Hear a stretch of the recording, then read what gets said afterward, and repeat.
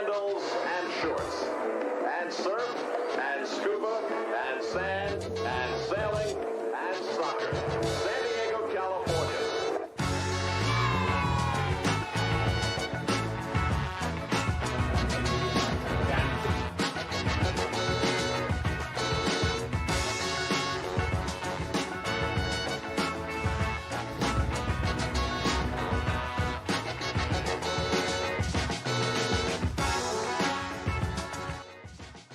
Season's greetings and welcome to Two Balls and a Mic, episode 239. 239 weeks in a row. Tony Sanchez along with Alejandro El Chia Villaseñor captaining this ship today. We're going to go ahead and top down San Diego Wave. A lot of San Diego Wave action. We'll start with the victory in Panama. First ever victory in the first ever iteration of this tournament. First win for LD. First win for who? Landon Donovan. Never heard of him. Landon Donovan, interim head coach, will be joining us via Two Balls and a Mic satellite technology. Interim head coach for the San Diego Wave. We'll get into a little bit of what made the decision and what he's seeing out there, as well as just his overall outlook on his position in soccer here in San Diego. That's going to be really cool. So stick around for that. We have, obviously, we're going to talk about two games for San Diego Wave, but as well as the Call the Sirens, where we talk with these Sirens. It's back. It's back. They have returned, and they have some stories from Panama, as well as their side of these last couple of weeks, which have been relatively intense. Goals, gaps, and greats. We got some gaps. We got some goals. We got some greats. We'll touch on a little bit on SDFC, the Chrome Ball Tour, everything that's happening there. 3 weeks, maybe less, when they will be announcing the first head coach, the first manager of SDFC. We can get into that. You gave me the look because you asked me earlier, like, all right, how? all right, and Tony. don't worry about it. Okay. When have I steered you wrong? If anything, you've steered sometimes. yourself wrong. Oh, Literally. no. I mean, no. Stop. Fuck you for that. Season's greetings to everybody in the chat, everybody who's joining us. And yes, in fact, Landon Donovan did join us. We had a pre-recorded portion literally about 30 minutes ago with him, and just kind of going over this next step, this next adventure for him, and what he sees out there. A lot of it is him being honest and saying, I don't know these people. I don't know these players. I'm getting to know them, getting to learn who they are and what makes them tick. And we asked him a couple of questions. What makes Landon tick? And we'll get into that after we get down with some San Diego Wave action and recaps, and we'll bring in Abe Zepeda for that. I just wanted to, let you know, about that. Fellow brother in arms. Oh man, you got in a car accident. I too was in a wreck. A time of reflection for me, and I'll tell you this much: mirrors should not cost what they cost. This is the old one. You should see what I did with the new one. I have 10 zip ties on the inside of my side view mirror to put it all together and make sure it doesn't wobble. So rest in peace. If anybody wants a 2023 Toyota Tundra right side rearview mirror, there you go. It's a little on the used side. But welcome everybody who's coming in. No, real news, that did happen. Landon will be coming in here. But with that, we have somebody who does join us to talk San Diego Wave. He is our lead correspondent. I just saw him do something. he makes me smile and giggle in the way that Landon probably feels it whenever he sees me and talks to me. Wow. But let's bring him on. The great and powerful, pencil wielding Abe is your Tony. Abe Zepeda. I don't think I want to be your Tony. That was a little much. You were was a his little Tony intense. to his Landon. That was a little intense. I can't even in wait the to see this interview. See all the tension. Like, you guys get to have a conversation. I mean, there was something that happened at this press conference over the weekend that even kept it going. I was like, whoa. All right, we got We got Abe, Abe's fan club now. literally going. the only person that people are ever here for and are vocal about being here for. It's Abe. It's Abe. Honestly, It's Abe, like, all the feedback we get is like, we love Abe. We need more of Abe. Yeah. you know what? How about Pito, this? Okay, here we are. You know, like last week or 2 weeks ago, I had like a few primos from LA watching because I was in LA for the weekend, and I told them about the podcast. They were like, "We'll watch live." So I got a few screenshots. Okay, Hope man. you're okay, Alicia. Hopefully they're there. Yeah, no. Yeah. Shout out Make sure Alicia. Alicia, Alicia- loyal listener. loyal It's listener. not fun getting into ars. No, it's not. Abe, please watch out. Crazy streets Drive out there, safe. crazy people out there. Make sure you check your rear view mirrors if you have them. But anyways, gentlemen, San Diego Wave had 2 games this week. One in Panama, one here at home. Let's dive into this game in Panama for the Women's CONCACAF Champions Cup. They played Panamanian side Santa Fe. What do we think overall? They won 2-0. And I mean, just overall quick thoughts before we dive into the game and how they played. Quick thoughts, 1 word, 2 words. Tony, go. Positive? Positive, Abe, go. Didn't sound very positive from me. Humid. Okay. We did hear a lot of that. Worrisome. What? Yeah.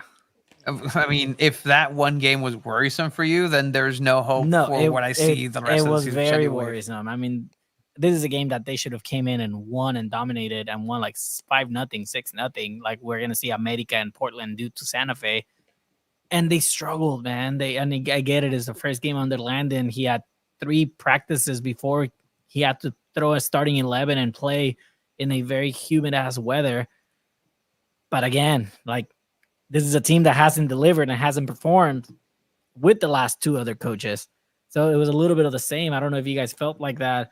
We did see a lot of like what Loyal used to play like. You know, Killian Sheridan was had the lines up a little bit more, and there's some passes that were more direct in the midfield, and some bad touches led to other things. But I don't know. I'm a little worried about this. Yeah, I wouldn't I'm say not- I'm worried. This is a Panamanian side you're not going to see unless they advance out of the tournament alongside you. And like when you see that first goal in the second minute, you think, oh, it's going to be one of those type of games. Like the goalkeeper is just making errors like that. You're like, oh, geez, it's going to be at least like 3 or 4-0. And then the rest of the game, Santa Fe stays in it. Like they put their heart out on the field. They stayed in it that whole first half. Honestly, created interesting chances. They just were lacking physicality, if I'm being honest. Like they're shorter. They weren't as fast as some of the Wave players, which is just happens sometimes in soccer, especially when it's like someone of a lower division that you're just gonna not look as physical, not look as great. We saw it in the Open Cup. Like Galaxy and LAFC would just make the Loyal look like children out there, honestly, sometimes. Yeah, and I mean, compound everything that goes into this match, right? The travel time, the turnaround, the injuries, the emotional state of the team, and that's something that interim head coach Landon Donovan has been very vocal about. It's just being very human first in this process, at least for him. The players, and we'll hear it when he says it, he actually gives insight on sometimes you just have to let players do what they know and stop trying to, innovate or try to be San Diego Loyal or teach a new style. He actually admitted, and you'll hear from him, where for the Angel City game, he's like, yeah, maybe I should have pulled in the reins a little bit of, hey, let's implement this and just let them play, which is what he did in the second half. It's going back to the Santa Fe game, I guess. Net positive, just because positive points, positive results. Yeah, it's a win. It's a win for sure. Some offense, I guess, going into it. You have McNabb, who's, we've seen her in post-match conferences where she probably shouldn't have been there because there wasn't much contributions. She played 90 minutes, great, but this time she gets at the end of the goal, 2-0. Maria Sanchez, as you were mentioning, Abe, at the end of that, unfortunate spill by the goalkeeper. And that's all the difference was. The depth alone kind of talks about it, right? They had 6 substitutions available. Again, you had to kind of play Maria Sanchez or Doniak more of a central midfield role. And it was a little weird because most of your players are out injured right now. And, Landon's coming into this very difficult situation where, the expectation is to get those results and try to push for a playoff spot in the NWSL and maybe push for a playoff spot here and maybe win this tournament. But for any team, it's difficult to do when, like, what is it, like 6, 7, 8 players are out injured? Like those I are possible believe weapons that you can have. I believe it's 7 players injured, and I Mhm. mean you just had a player that got traded away too, so that's someone else that you don't have as an option right now. As far as defensive depth goes, Morgan Messner has been dressing as a field player for the Wave, which is crazy. You never want to see a goalkeeper do that. Like it just puts them in a bad position. I'm sure it's like exciting and fun for a second, but it's just weird when a professional team has to kind of stoop to that. But she's probably gonna have to wear it for the next game too. Just they had to literally make the jersey in the locker room for that Panama game because of Yeah, how many injuries there were. we got some insight for some of the San Diego Wave front office, and they legitimately had to do that in the locker room, aligning the letters, making sure, because again there's CONCACAF regulations for everything. That's why we weren't able to be at the official CONCACAF press conference. I had to send a text. This is my, what day was that, Wednesday? This is my Wednesday. Tuesday, yeah, sorry. I was still contemplating life without a right view mirror, rear view mirror. And I was like, you know what? I need to just walk on the beach. And I went to Coronado, and I'm like, you know what? I need something. And I went to the Vons in Coronado. I'm like, I'll probably run into Hugo Sanchez and be like, hey, are you going to coach SDFC? Have a laugh. I bought some lemons. And then I found out that we're not going to be able to join the post-match press conference. And I'm like, let me send a cross continent, technically. Not continent. No, not continent. I mean, Panama's Central North America. Central America. Panama is Central America isn't a continent. No, it should it's be same continent. It should be. All right. Let you heard it here first. Panama, Central America, Belize. Different country for sure. And I mean, But you were able to I get sent that a text. question in for the press conference in English. Yeah. By the way, English, which major props to the Panamanian soccer media. 100%. Major props. Those fucking questions were phenomenal. If you haven't watched that press conference, the full press conference is up on our YouTube channel. Make sure you like, share, and subscribe. I hate saying that, Jesus. but anyways, we're 30 away from 1,000 subscribers, so help us out achieving that goal for sure. But anyways, the questions they were asking, oh my gosh, we think our Soccer Spanish is freaking great. Not after hearing them. No, they were amazing. They were asking tactical questions, like the future of himself, the future of the Wave, like how you plan on playing player. It was an amazing press conference. We need to step up our game. It genuinely made me want to like ask better questions because they were awesome. No, 100%. And that's the thing, that there's that respect for who this person is, and to speak of what it meant to Santa Fe, because again, we got that insight, and they wanted to, they came in and brought it, right? Like any given Sunday, any given day, whatever sport it is, that's the beauty of it. Everybody has a puncher's chance. And you know what? Santa Fe made life difficult for San Diego Wave. But ultimately, San Diego Wave was able to push through a little bit on talent, a little bit on circumstance, but again, net positive, because it was a net positive with a victory, making sure that that's taken care of. Because look, now that's the only thing that they have really going, other than potentially trying to make playoffs. But as you'll hear in a bit, that's a very tall order that you're asking. Hey, Landon, you care to answer some cool questions from some cool pals down in San Diego, bro?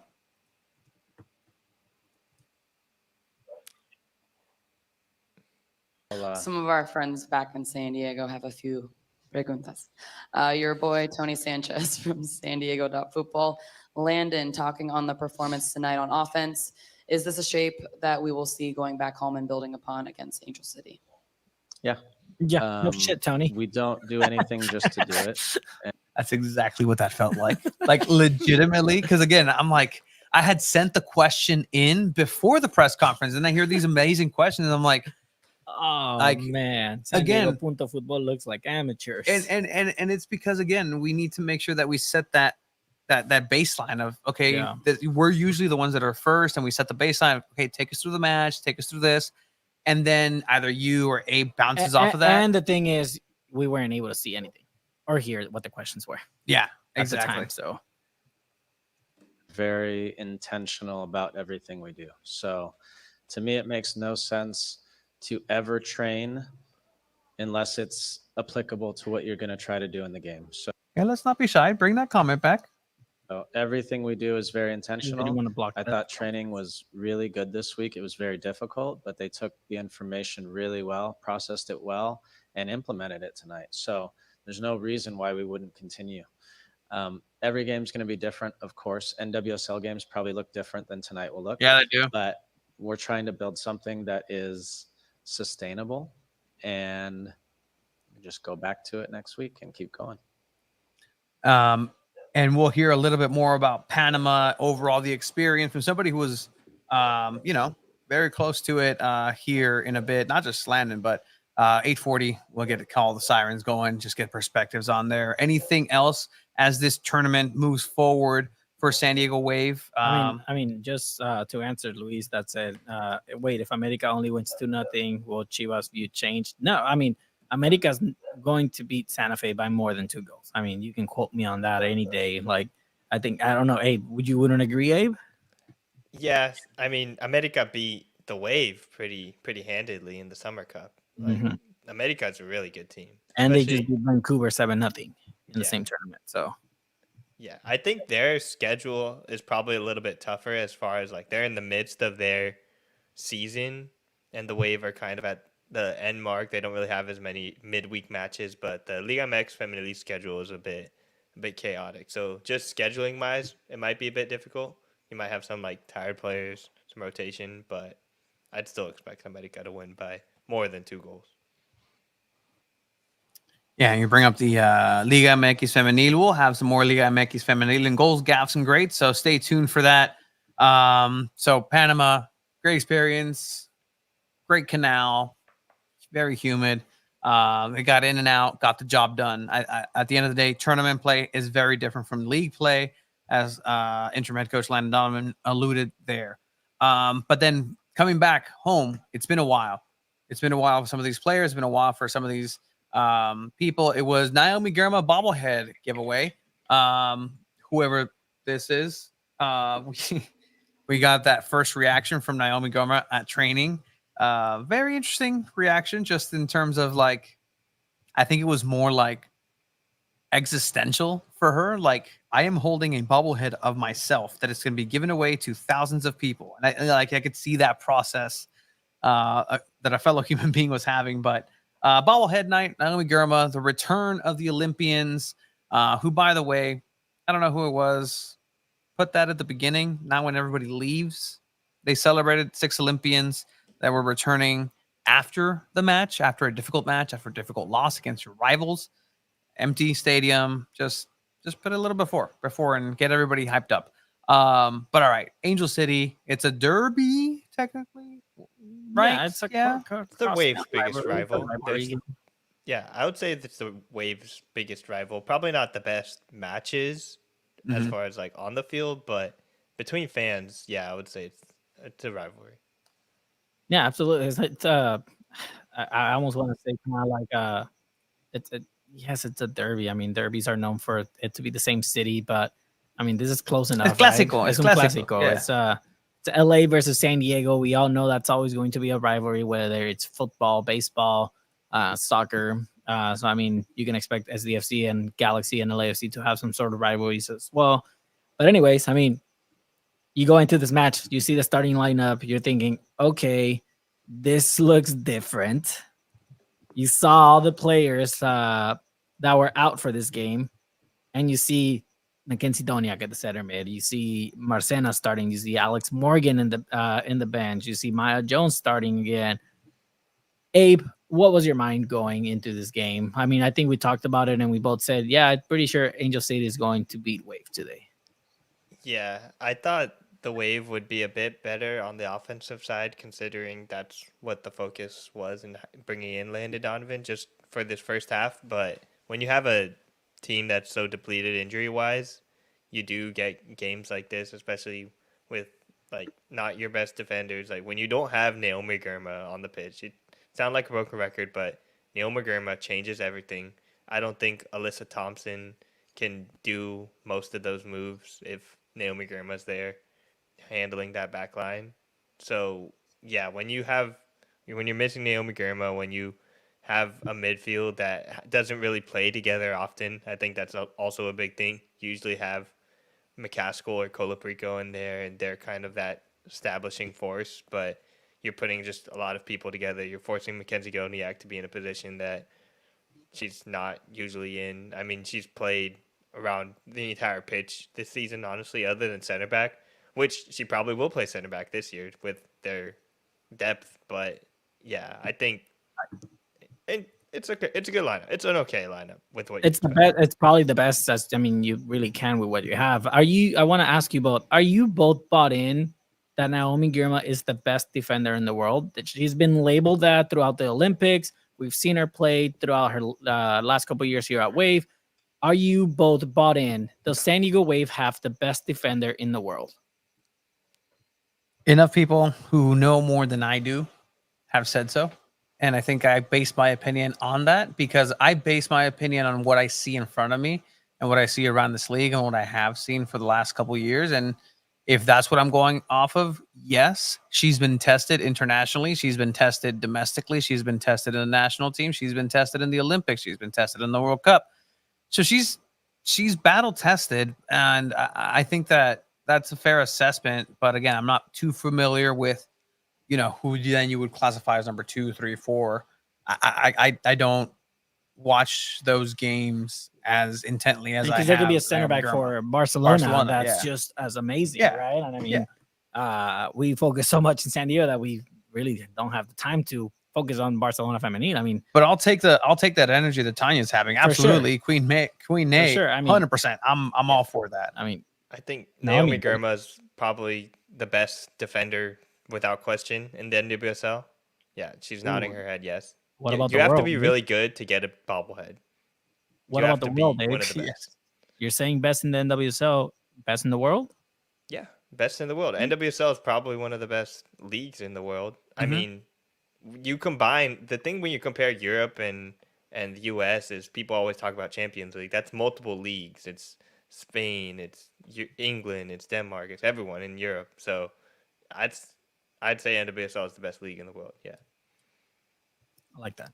I mean, and we have the game, right? And I mean, it's not so pretty in the first half. It's not. Look, Alyssa Thompson just absolutely destroyed her side on the midfield. She absolutely destroyed Hannah Lunsvig. Hannah Lunsvig had one of the worst games she's played with San Diego Wave. That first goal, the through ball, she kind of assisted Alyssa Thompson in it. This second goal here, Alyssa Thompson, nobody pressed. Van Egmond just watched her, started following, couldn't keep up. Lunsvig couldn't really follow her because she has a mark on her right. Kennedy Wesley didn't step up, something that Naomi Girma would have definitely done. So this defense in the first half was just atrocious. It was terrible. I love me some goalkeeping, but Caitlin Sheridan needs to do better there. Like, has to do better. And that's literally what went through her mind is, oh, I got this. I'm going to catch it. The hand motion is in that shape in order to catch it. And sometimes you open those hands a little bit just too much and don't close them on time. But man, like that was a rough one. Like these 2 goals were absolutely rough. And we looked at each other in the press box and we're like, Oh my god. is I think I asked you hey, what's Landon Donovan's biggest loss as a manager? Because let me tell you, the way this game is getting over going, there, yeah. I hate to even put that in the ether, but here we are. Was Chiba cheering for Angel City since he's an LA boy? I don't cheer for soccer. I am in media and I am a professional. Wow. To answer your question, Jeff. True journalist, Chiva. Congratulations. Absolutely. Yeah. Fucking put Chivas on there and Took you you 4 can years. fucking switches. But yeah, and I think that was the story of the first half where you saw same old Wave, same old everything, same old this whole season. Just the attack was rather futile. It was uninspired in every sense. Sure, but you always knew in the back of your head is like they have a secret weapon. Sure, and also made some bad passes. She gets way too comfortable. I agree. I think there was a lot of times where her passes were not there. I mean, just giving it away in the midfield when she's kind of pushed up a lot. It's not ideal. And I think unfortunately, we're gonna see that a lot under Landon Donovan. That's kind of like how he wants to play, with the goalkeeper pushed up a little bit more, kind of like a last defender as well. And I mean, we've seen her do that so many times. Yeah, She's not the best with her feet. you live by the loyal, you die by the loyal. Loyalnomics, and I think, Yeah. and I'm tired of it. Of already looking at San Diego Wave games, Landon's there, and just always, oh, loyal this, loyal that. But that's our only point of reference. But if done right, it can be something rather interesting. And just because he's trying to spark this offense, he's trying to see the game through his lens, which is from an offensive standpoint, and that's something that's not easy to do with a preseason, with games already in hand. He had been paying attention to the matches, but again, you're not watching very intensely to be like, okay, well, what would I do here? Some woodwork action. This again happens throughout the season where you just get a little bit unlucky, and it's a matter of having those spaces that happen. And Sheridan would have had nothing to do with that goal, but the second half really kicked things off. Alex Morgan comes on, and Delphine Cascarino, the newest signing for San Diego, well, second latest signing for San Diego Wave, the first of the French internationals that has graced this field, and that changed the game completely. It really did. I mean, Delphine Cascarino, you see it here. She's just so pacey. She's quick with her feet. Tony, you mentioned it so many times. She has that patience to wait a little bit more, and then that shot that she takes right here. Great save. I mean, great save for sure. But I was excited because Cascarino kind of gives you that it factor that Wave been missing. I mean, they had that with Alex Morgan in their first season, and then it kind of sort of died down. And then you saw it with Jana Shaw last season again. And then Jana Shaw hasn't performed a lot. She's been kind of injured and whatnot.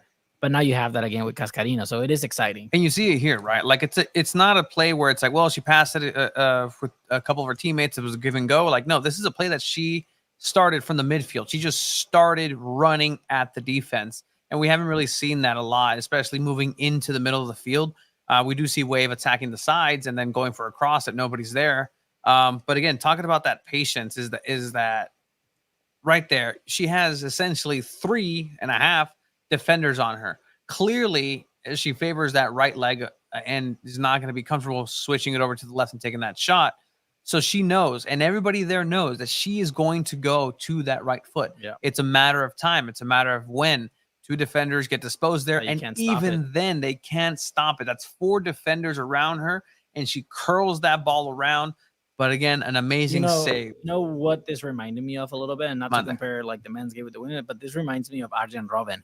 Like you knew what he was going to do. Yeah. You knew he was going to cut left and just curl the shot. And I mean, you couldn't stop it. And that's literally what she did twice in this game with the few minutes that she got. We did get told at the post press conference that she was limited just due to fitness. So she was limited to 30. We'll see if she gets to start next week. If she was there for 90, they would have put her for 90. Oh, for sure. 100%. Yeah. You got to be like, when you have a forward like this, they're going to get fouled. Like, she got fouled on that first play you were showing. They played advantage, and then the goal that they eventually scored was a foul at the top of the box. Like, when you have a player that's good, you're going to – the defenders are just going to be like, I can't deal with this. I'm going to foul him.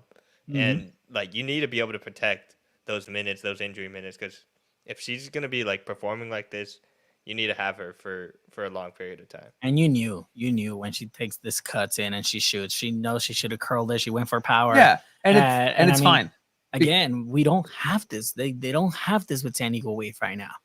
And again, that patience that we're talking about, right? That's a great cut. She gets this fantastic through ball right into her space. She knows she's going to cut. Defender knows she's going to cut right. It's a matter of time. She does it right there. 90 to 95% of what I've seen in the NWSL dictates that in that moment, that's going to be a shot right there. Ooh, one more. But it's that patience, that vision, knowing that there's enough traffic there. Even if I was to shoot, it's probably going to get blocked and ricochet back outside of the box. But then you take that extra step. You take that extra look, that extra timing thing. It's a rhythm thing. It's a tempo thing. And is this how, somebody who hasn't been figured out yet or doesn't have that much film in the NWSL gets the luxury of having? Maybe, but she'll want that one back, but that's still a difficult shot. You have to shoot in order to create chaos and get a corner out of it. I always say that. Shoot, get a corner out of it. Get something out of it. Get a handball. Get something. A rebound. A ricochet. It's gonna go into the back of the net. Unfortunately, it didn't happen there. It's a corner kick, but it's again that inspiring confidence, that spark that we haven't seen. And my only hesitation with this, Abe, and I don't know if you share this, is that we saw something similar with Maria Sanchez. Maria Sanchez currently has the most contributions in the season for San Diego Wave when it comes to goals. I think it's with 5, which is again reflective and pretty sad. But there was a point in time where she was also that incredible disruptor and nobody had an answer. And we saw it, but it seems like there was some film. How is she going to adapt to this team? I don't think that's going to be the case with Cascarino. What do you think, Abe?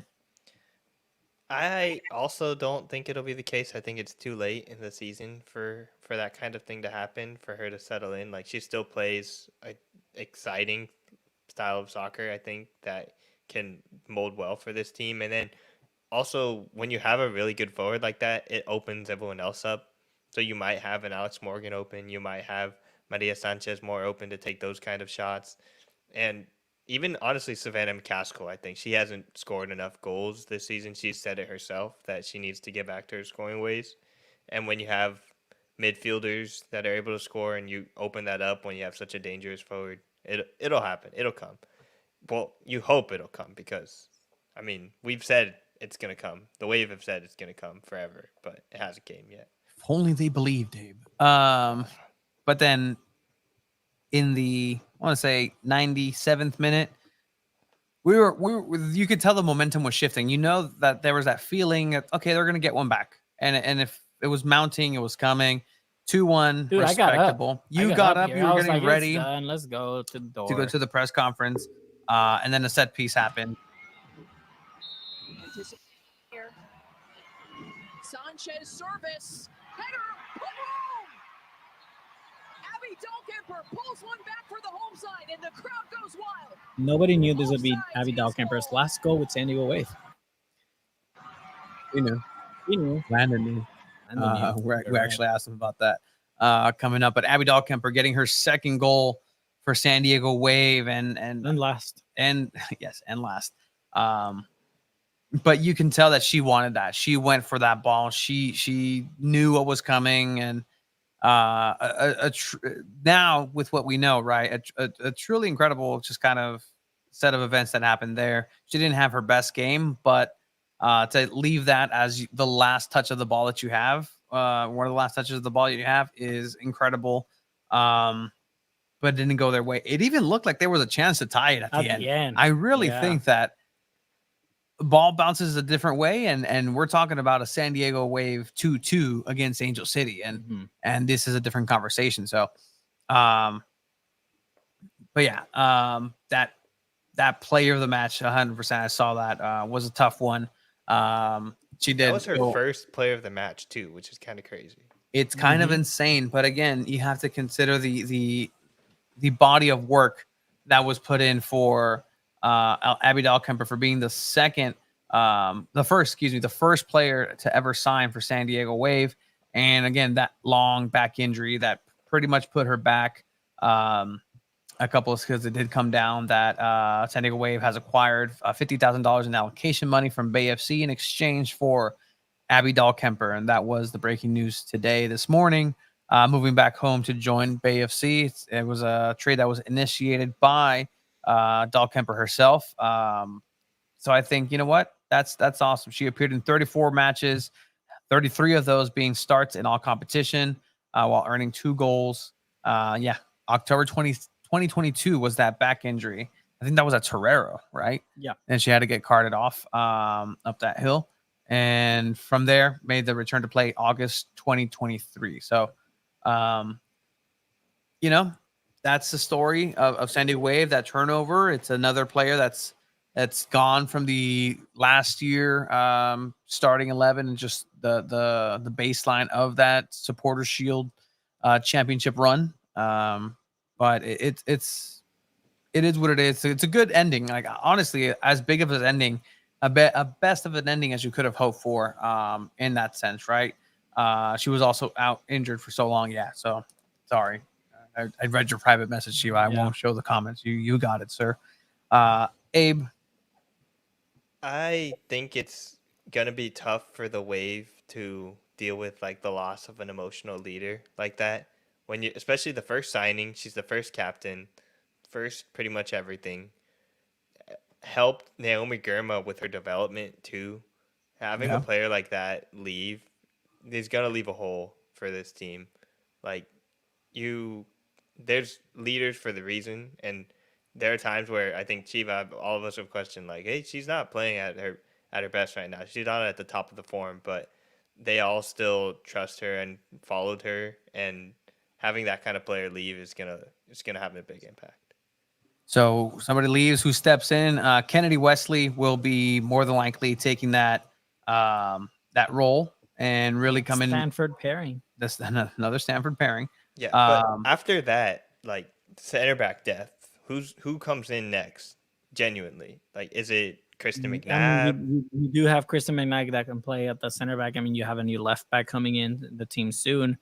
So I mean, that kind of fills in that role, right? I mean, unless you somehow adapt Van Egmond as a center back. I mean, we saw it with Camden Riley at Loyal. He was started as a center defensive mid, and then he adapted the center back role for San Diego Loyal.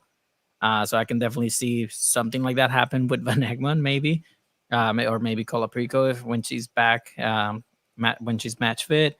But yeah, it's definitely a head scratcher, right? I mean, the less depth you have is in the defensive line, and you just give away a player. So I think it's good for NWSL teams to respect the wishes of the player. Like, obviously, if she doesn't want to play for your team anymore and she's asking to be traded, then you kind of, as a GM or just front office person, have to be like, hey, if she doesn't want to be here, we kind of have to let her go, because having someone play somewhere where they don't want to be is probably not going to be a good thing. It can create toxicity in the locker rooms and stuff, which is why they let Abby Dahlkemper go, probably why they let Sierra Engie go. Right now, they're probably thinking to themselves, hey, man, we could have used Sierra Engie right now. But I think there are also times where it's like, hey, if a player needs to leave, they need to leave.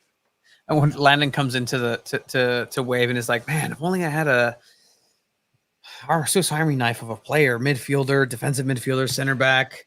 If only we had a player like that. Hey, did anybody know where to get one? Well, we had Sierra Engie. It's not. Her dad's here. Her dad's over there. Dad's still here.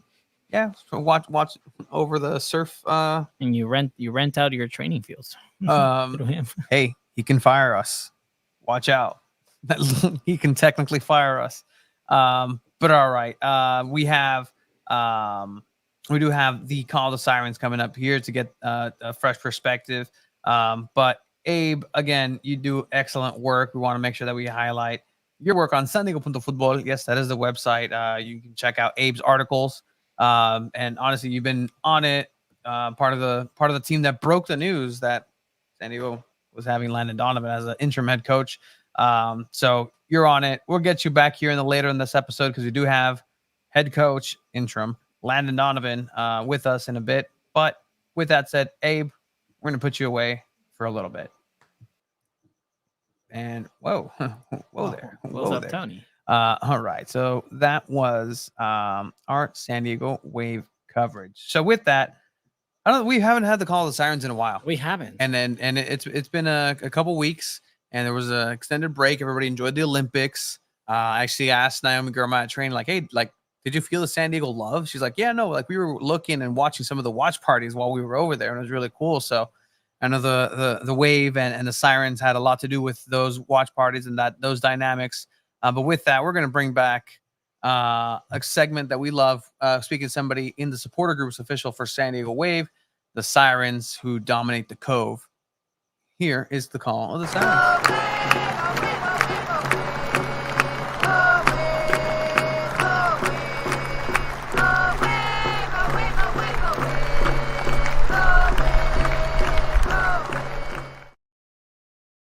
Yep, that's kind of a new intro. I've been holding on that for a while. We're going to go ahead and welcome our pal, our friend. I'll say it in Spanish. Hola, ¿qué tal? Bienvenida, Saquilla. ¿Cómo estás? Yeah. So, yeah. Más o menos, I guess. Más o menos. Yeah. Love Yeah. that. But yeah, so we wanted to get the Call of Sirens going because, again, very integral part of what happens over in Snapdragon Stadium, in the Cove specifically, but also when the players are away. What has these last couple of weeks been like for the Sirens? Well, it's been kind of wild. Yeah, like I said, like you mentioned, we took a full-on break during the Olympics, break from social media and stuff. People are getting kind of, burned out a little bit. It's been like a lot of bad news, back to back, rough games. So yeah, it was like, okay, let's chill. Let's not push ourselves. Let's make sure that we, you know, got them we believe in the whole mental health thing. We're all volunteers. Yeah, and two of us went to the Olympics, so that also made the break even better. So yeah, it's been really good. People came back. I was worried that people would still feel like a little like burned, a little like down, but people came back with a lot of energy and enthusiasm, and that watch party we did for the Panama game came together really last minute, just because people were like pumped to do it, and the tailgate. Once again, I love our tailgates. On Saturday was still lit, so yeah, we're back. We're feeling good about we're feeling good about being together for the second half of the season. How about that? No, It is definitely hard to feel good when the results are not coming in for the team. I feel you on that. But I mean, it's like obviously yes, mental health, the break, and everything. But what about for those Sirens that went out to the Olympics and the people that went out to the Panama game? How was that all like? I mean, it was great. I mean, me and Tally's the president. We saw Sheridan, like we like did these like last minute train like adventures. It was very like rom com, or what do you call it, buddy comedy situation where we're trying to get to other cities to see this game, and we got the opportunity to hang out with Sheridan a little, just talk to her after the game, after the win against France, which was that was a really good match. That was like an excellent match. And yeah, just it's always great to see the international football community and like see how other people's love of the game manifests. Like if you go to a stadium, a game at like Parc des Princes in Paris, like that's full. It's just there's nothing like it. Like you really come back wanting to see if we can up our game, because it's electric, the feeling that you have in those stadiums. Yeah, no, it's a different brand of soccer altogether in the old continent, and a lot of teams here, a lot of entities want to replicate that. But I think this San Diego area is a little bit more interesting because you do have that wanting to be like the European side of things, but we also have that Latin American and American USA flavor. So it's it's not a melting pot. I saw this. We're not a melting pot. It is more of a salad. And every individual ingredient stands out because a stew, a melting pot, everything again melts together and it's one homogeneous zhuzh. But in the salad, you got your tomato, you got The your words that you crouton. use, man, just amazing.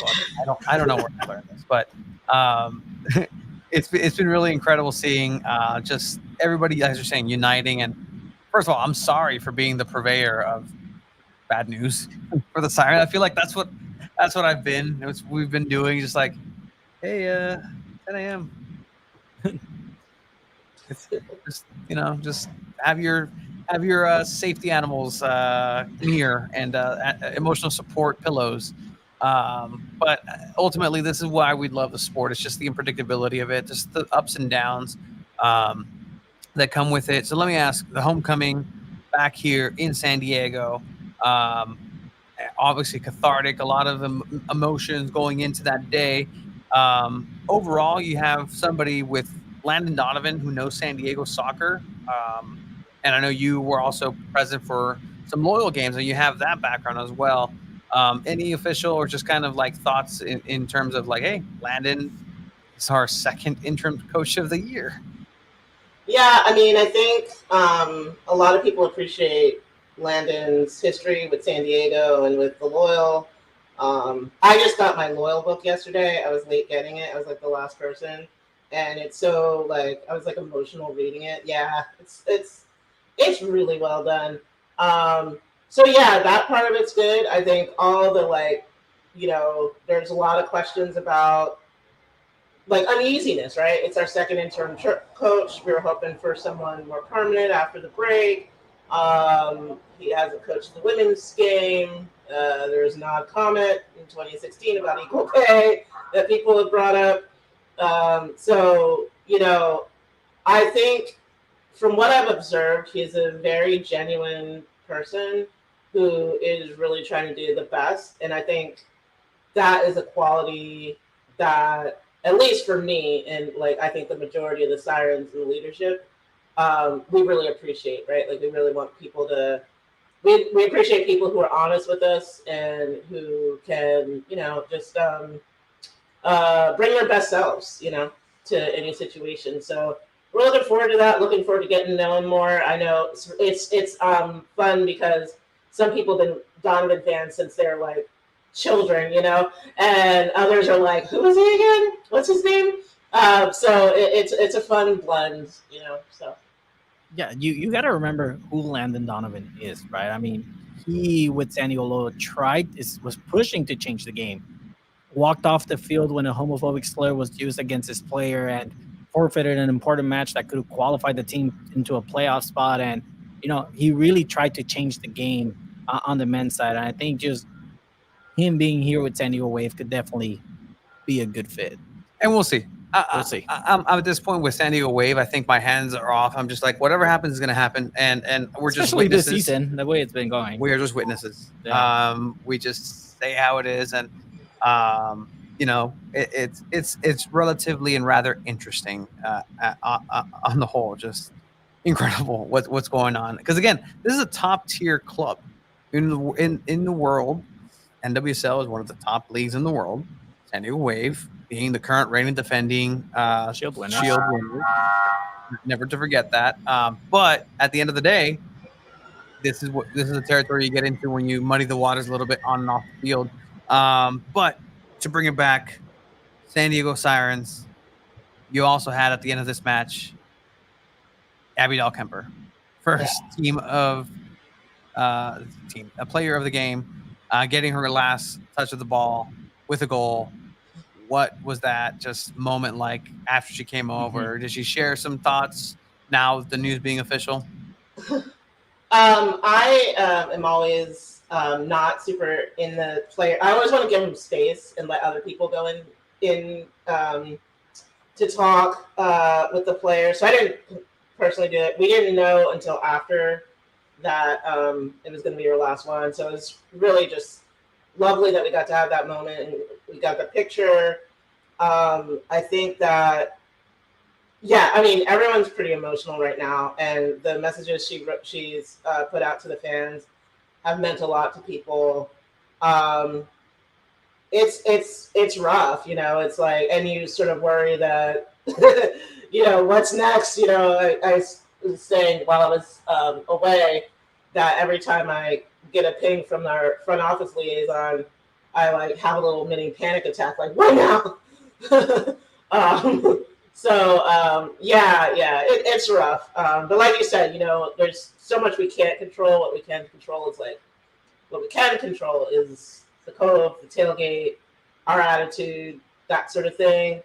And really hoping, give us another week with no bad news, maybe. Just hold on to that. You don't have to tell us everything right away. Noted. I'll just throw it into the ether on my along with Arthur memes. Chill out a bit. Yeah. Now I'm gonna tell Weston, hey dude, maybe just text some good stuff. Hey, 10% discount on something. All right, cool. Dope. We'll just set it up that way. But no, it's very always interesting to see and to hear and listen what the diehard supporters are feeling. Because again, the Sirens are the ones that are there in Panama, and from what I heard, there was 10 other San Diego Wave fans in Panama. I don't know if that necessarily meant that they were from San Diego, but there was 10 San Diego Wave fans.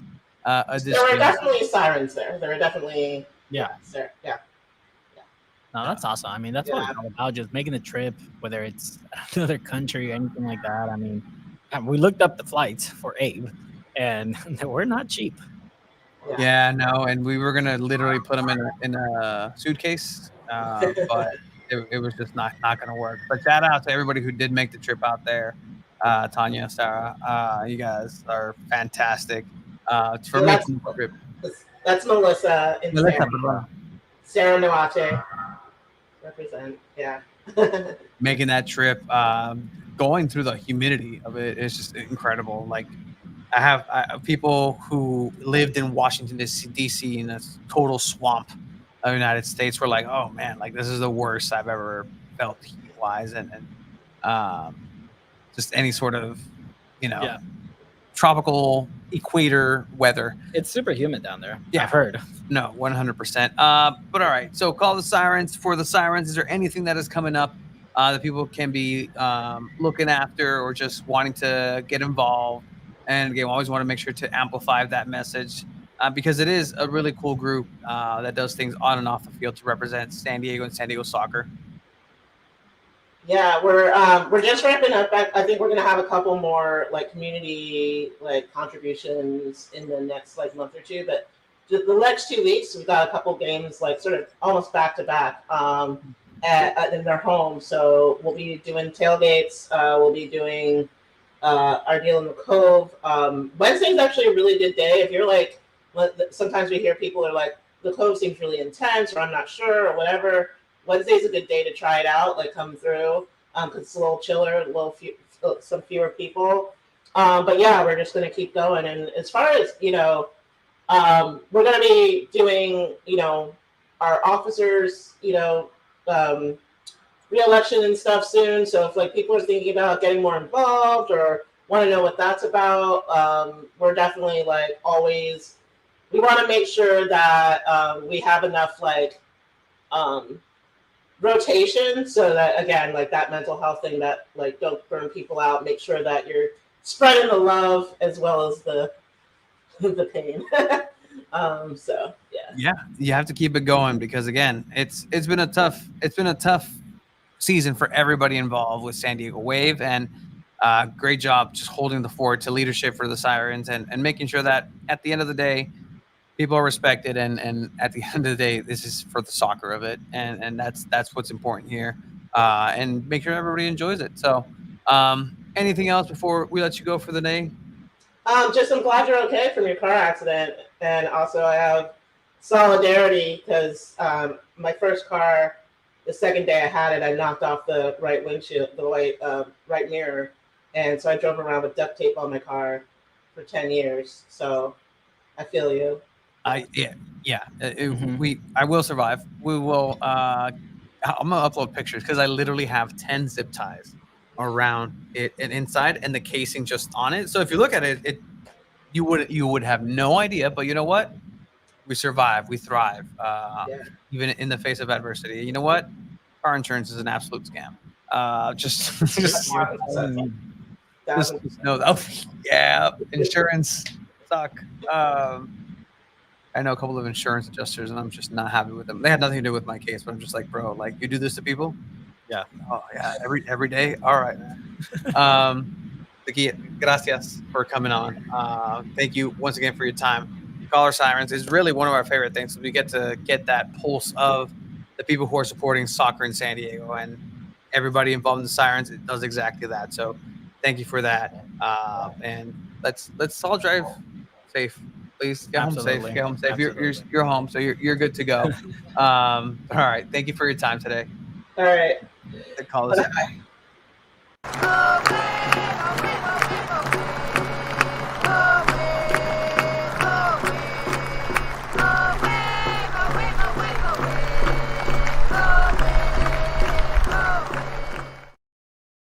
Oh, wave. Oh, wave. Oh, wave. Oh, wave. Oh, wave. Oh, wave indeed. Get a better deductible, Tony. Jeff. You know how bad insurance is right now, Jeff? Oh, man. Jeff.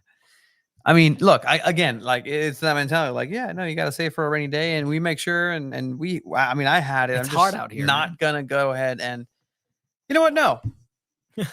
No. Insurance need to get better. I need to make sure I get my money's worth. It's terrible. All right.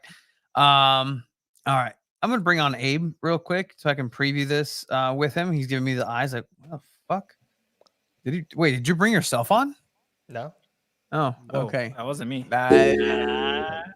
Oh, Okay. oh, Sorry about that. very musical. You know that is actually called in ancient Sanskrit. Om, the sound, Mhm. is actually known as the sacred sound know that. in meditation. I knew that. Yeah. Yeah. Did you? I did. What part of What's the up, babe? How are you doing? part of the Upanishads was I'm that? doing good. That was a great interview with Zakiya. They had a really good conversation. I thought it was really fun to hear. Always take care of your mental health. Always. That's a good thing. Like sometimes if you're over watching something, it brings like there are hard things to cover and all this. So always be thinking about your own mental health. Yeah. Great interview. I love watching The Bear. Caught up on season 3. Watched it all, but honestly, watching that, I'm not working in the kitchen. I was like, man, I'm glad I'm not in there. And even watching that brought back some stuff. I'm like, I need a break from this. Just that world of anxiety. But you get that adrenaline rush. All right, Abe. You're also going to hear Landon Donovan's interview that we did, and this is the first interview. Is that? No, I don't know. No, it's still there. This is the first interview that we actually do with Landon Donovan on Two After Balls and a Mic. almost 5 years, 4.5 After years. 239 weeks in a row. You know, we've spoken to Landon Donovan one-on-one, off camera, at training, but it's different. Like, he was relaxed in his house. Exactly 4.5 years. 4.5 years, yes, is when we did it after summer camp, because we sat down in the fire pit. We actually explained that post interview with Landon. I'm like, do you know why we started this, Landon? He's like, no, I don't. No idea. Don't really care. No. But yeah, so this is going to be something to really, really pay attention to, because he is the new interim manager for San Diego Wave. Maroney will be exciting for this team. It's a brand new team that's coming in. Landon touches on it. You're getting Germa, you're getting Shaw, McCaskill back. You're having, hopefully now 90 minutes of Cascarino. You have Maroney, who's coming in supporting that defensive effort to try to win something, to try to make playoffs, to try to get out into the CONCACAF Champions League. What's the priority? We're going to get into that. But with that, we want to just welcome you. And again, thank you, Landon, because he was very gracious with his time. It's the first time, again, that we're having Landon Donovan. Edwin, I see it. I'm not going to put it up right now. I'll put it up. All right. Did you guys ask him the question or not? We already asked him. The first time I met Landon Donovan, I asked him, Vato, ¿por qué te metes en el Jalisco? Why did you pee in the Jalisco? And he gives me the, no, like my memory's a little foggy, blah, blah, blah. Like, okay. And that's always been the cool, like, relationship that I've had with him in terms of, like, he knows. And I tell him on the interview, like, I have every reason to hate you. I have every reason to not like you from a soccer standpoint, but I don't, because I've gotten to know him. There is somebody who also shares my sentiments, and let's see if you can actually pinpoint it, Abe, and people watching. There's a point where I unfortunately snitch on a player and might have gotten her in trouble and might have earned her a couple of extra laps. Was it during or after? During. It was during. Yeah, it was during. He had to go. What to do? I mean, DeMarcus Beasley did the same thing on the bench, but at least he was respectable and put it in a water bottle. All right, with that, we're going to go ahead and cut into our Landon Donovan.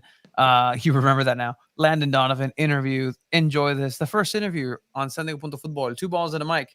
And from what we talked to him about, definitely not the last. Abe, everybody else, enjoy it. And we are here with a legend, somebody that we've been trying to get on the podcast for the last part of the 4 years. He's actually one of the first people that we've met in this venture at a San Diego Loyal Kid reveal party in Coronado. It's a combined 300 pounds less people between you and sure. I.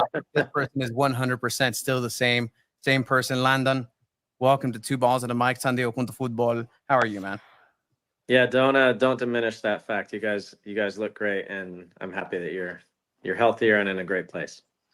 Well, thank you. Appreciate that. It's funny because had I done this a year ago, I was promised a Andrew Vasiliadis, Ricardo Campos 1-day contract with Loyal. But you know what? It's all good. It's all about the health and the numbers. But we're here now, Landon. So, all right, now head coach for San Diego Wave, interim head coach, the official title. We've been talking with you. We've been talking throughout this last crazy couple of weeks. What has this been for you on your side of the table, and how did it come together? We've heard you having a relationship with Jill Ellis, and you threw your hat in there. Just kind of after a week or so removed from literally a crazy week and a half. What's that been for you? It's been a lot. I've been through a lot of crazy weeks in my life, but this was up there. It came together really fast. I explained that I've known Jill a long time and a lot of mutual respect between us. It was a text that she was curious if I knew any good candidates.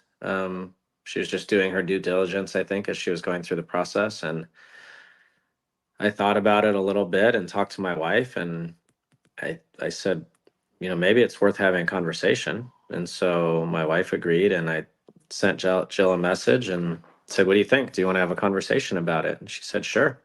So we started the conversation, and 2 weeks later and no sleep later, I'm really mad at her for that conversation. No, I'm just kidding. No, it's been a lot. The last 2 nights, and yesterday, I've slept a lot, just catching up. But I'm excited. I am really excited for the rest of the season. Make no mistake about it, we're in a tough spot with 9 games to go. But I've seen a lot of promising signs, and it's exciting. And the women have been amazing. I've really enjoyed working with them. And at the end of the day, that's what I care about most. So obviously it's a results-based business, but I'm just enjoying every minute with them so far. And getting to know you a little bit throughout this time, like one thing I can definitely see, and it's the things that when you go to training and these aspects, going back to San Diego Loyal at the Olympic Training Center, Elite Training Center, you take that extra time and extra step to whoever wants that knowledge, you're there. We saw it with CJ Fodry, we saw it with Chavi, we saw it with Duran, we saw it with anybody who was up and coming. You take that time. Is that part of what got you to get that itch again to coach? Yeah. What led you to that? Well, I see this role in 3 ways. It's managing. It's managing people. It's managing players. It's managing situations. It's managing the game. Those kind of things. I'm good at that naturally. It's not always the most enjoyable because it saps a lot of time and energy. There's coaching, which is getting the team to do what you want. And that's what I was not good at when I first started this. And Nate Miller was such an expert at, and that's why we were such a good combination together. And then there's the teaching. And the teaching part is the part that really gets lost. I think at professional clubs now, men's and women's, people forget that all of these athletes still need to be taught. I learned things, honestly, Tony, at 32 years old as a player. And I wish people had taught me earlier. So that part of it I actually really love and enjoy. And if someone wants to sit around all afternoon and work and get better, I'm there for them. I want to help them do that. So there's obviously limits from a physical standpoint, so you don't wear them out. But if they want to ask questions, which a lot of the Loyal players did, and now some of the Wave players are doing, if they want to work on parts of their game, I love doing that. And there's nothing more satisfying. And I said it to our coaches, our assistant coaches the other day. I've been working with Melanie on just how to receive the ball and face forward. And we've done that a lot over the last 3 training sessions. And then she did it in the game. And I said, there's nothing more rewarding than that. And they're probably looking at me like, well, what about winning? And I love winning. I'm competitive. But that part of it, I really get a lot of joy out of. And, you mentioned Nate Miller. You mentioned just that love that you have found in this second life with soccer. What are those conversations? Who are you having those conversations with? And most importantly, you've mentioned that you come from a family of teachers. We both work in after school education. So it's incredibly important to have that. You've had conversations on a coaching aspect with Nate, with others around the world, I imagine. But what are those conversations with your family who is in teaching and it be able to implement those things where you have it here, you have it in the body. Now, how do I copy paste? Like, what are those conversations? Well, it's, you just learn that teaching most of all is caring about people. And so anybody, for the most part, can learn information that they can then pass on to people, right? But are you willing to spend the time and energy and have the patience to work through it with them? The other thing I learned just growing up with a twin sister is that people learn differently. So some players I show film, and by the time we go out to train, like they've got it. And other players, you show lots of film, you do it with them over and over, and they still don't get it until it finally clicks. And people learn at different rates. And so sometimes telling someone is enough, sometimes showing them is enough, sometimes showing them film, sometimes doing it in person. Sometimes you need all of it. And being able to sort of adjust from human to human and understand what they need and meet them there, I think is a skill. But I watched my mom and sister do it for many years. No, absolutely. And then, I mean, kind of want to dive into San Diego Wave, right? You've mentioned before you have Naomi Girma coming back, you have Jaden Shaw coming back as well from the Olympics. You have the best defender in the world coming back, but now you lose Abby Dahlkemper. That news broke today. I have to ask, what was that conversation like with Abby Dahlkemper? Like, did you know about the trade already coming in? I didn't know about it coming in, but after a couple days I did. And Abby, I just have to say, she was such a joy to work with, even though it was only 10 days. I like, some players you just really connect with, and we connected right away. She's funny, she's goofy. All the women love her, and she's just fun to be around. She has this like magnetic energy, and then she's a great pro. She's a great pro. She's a great leader, and so we're gonna miss her a ton. But at the end, we had a conversation, and she said, "I feel bad. I'm leaving. You just got here," and I said, "Abby, you want to go home, to the Bay Area." I said, "You're talking to someone who didn't play in Europe their whole career because they wanted to be near their family and be a part of something special." And so I said, "Who am I to tell you not to stay or not to leave?" I did say, "Look, is there anything worth talking about to get you to stay? Because we'd love to have you." And she said, I'm already there." And I said, "Okay, I had to at least ask the question." But I'm very happy for her, and I'm excited to see her career finish in the next few years, hopefully many years. But it was great to get to know her, and we're all happy for her. And as well, you've talked about kind of having this San Diego Wave team play similar to what Loyal used to play. Can you tell us a little bit to maybe some of our listeners that really didn't watch Loyal what exactly that would look like? Yeah, it's hard to talk about in a few minutes and understand. I mean, the best way is for people to just go watch a game. But I think the first thing I need to, just manage expectations. It took Loyal years and years to get to the point of where we were, right? And so having continuity and having people understand it for long periods of time is why we were successful in the way we played. It's very unique to players to play this way, and it's not what they've been taught most of their life, so it does take time. But the idea is to control the game through what we call vertical possession. So, a lot of teams control the game through possession, but they don't really get anywhere. And so, if the opponent's game plan is to come after you and press, then you can be more direct. It doesn't mean you have to have 1,000 passes. You can be more direct and beat teams that way. But the idea is to control the tempo of the game, dictate the way the game gets played, so it's played on your terms under your control. I think too many soccer games around the world are sort of a flip of the coin. If your good player makes a play, you win, and if our good player makes a good play, then we win. And we don't want to play the game that way. We want to put it more on our terms. So that's the best way sort of to say it in a general capacity. Happy to dig deeper if you guys want to spend the time doing that. Okay, Do it. I'm happy to spend the time doing that. But yeah, that's sort of the general gist of it. Yeah, and it's not an easy real transition to come into. Obviously, you're the second interim in this season, and to try to put such a spin on it in a dynamic way of thinking about it, where you almost have to unteach some aspects that and some old habits that may not be bad habits. So what's that like trying to deconstruct the game for these professionals who've been doing it for a while? I mean, Kaylin Sheridan, her heat map's about to get you know, a little crazier than it's ever been, I imagine. Yeah, it's a really good question. So, I haven't done this in the middle of a year, right? And so there's so many challenges. You have in this case, it's really unique because you have people coming back from the Olympics, you have people coming back injured, you have people who are injured. Um, I'm trying to get to know them all as players, but there's, I'm looking at our list. There's 1, 2, 3, 4, 5, 6, 7, 8, 9. There's 11 players not in training tomorrow, for example, right? Who are part of our everyday training environment. So I don't know them yet as players. So it's almost hard to teach them and get them making progress when they're not part of training. So we show a lot of film. They probably hate me for it. They probably get bored, but just trying to show them what we want from them. Initially, it was a lot of loyal clips, and now we have clips of them doing it well or not doing it well, and that helps. So that helps their learning curve quite a bit.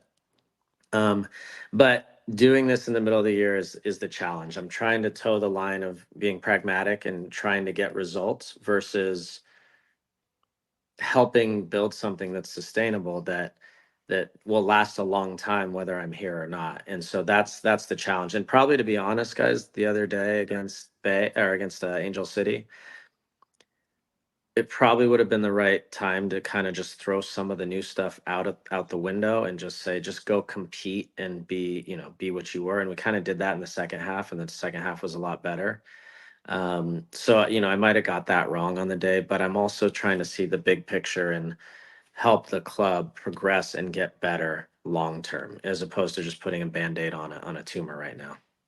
Yeah, and you saw that with Abby Dahlkemper. We were just talking about it, right? But it looked like she just really wanted to get that effort, that leap towards the end of the game.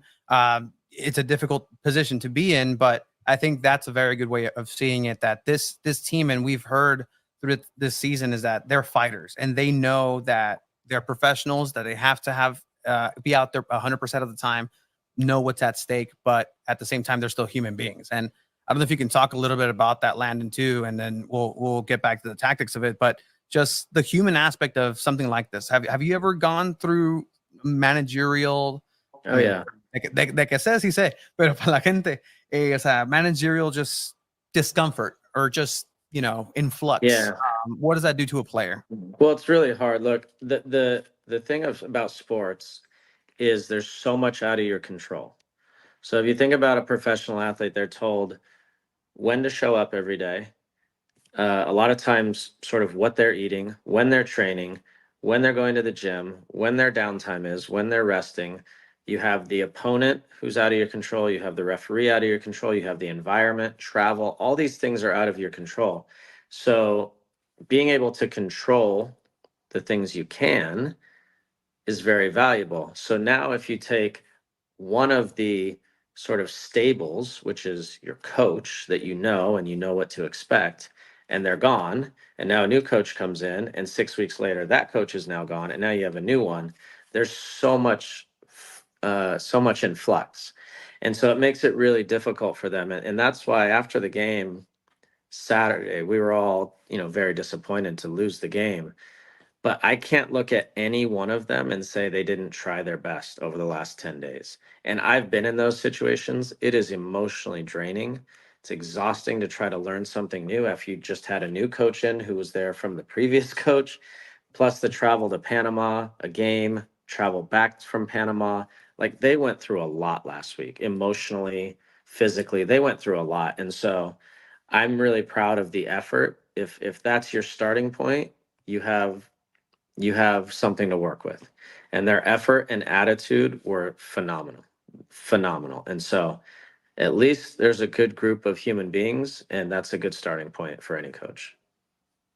Yeah, absolutely. And obviously it's been really hard, right? And it doesn't help having so many players out due to injury or that they're not fit, right? And you need to improvise and put Mackenzie Doniak as a CDM or a center mid and different players in different positions. How difficult it is to have those conversations with the players? Obviously, they're professionals and they understand that they're going to play where you ask them to play. But how difficult is it for a player to not only have to go through all that, but also adapt to different positions?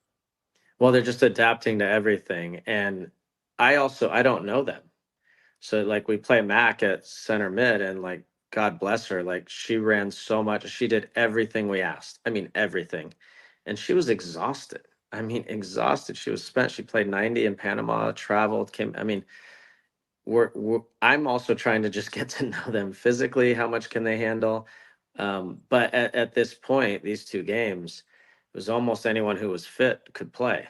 You know, anyone who was fit was going to play, and so we just kind of had to maneuver the pieces, and that's why I say, look, we're all disappointed in the result, but I have to look past the result and say, okay, what was the effort, and were they willing and bought in? And they really were. So we can work with that. And over time, you know, we have 2 weeks in a row now where we have lots of training sessions coming up, 2 weeks in a row at home. So they can, you know, with film, we're going to learn and grow a lot in the next 2 weeks. I can't promise it's going to be perfect. I don't know if we're going to win both games or lose both games or not, but I know we're going to continue getting better. And for now, that has to be the goal.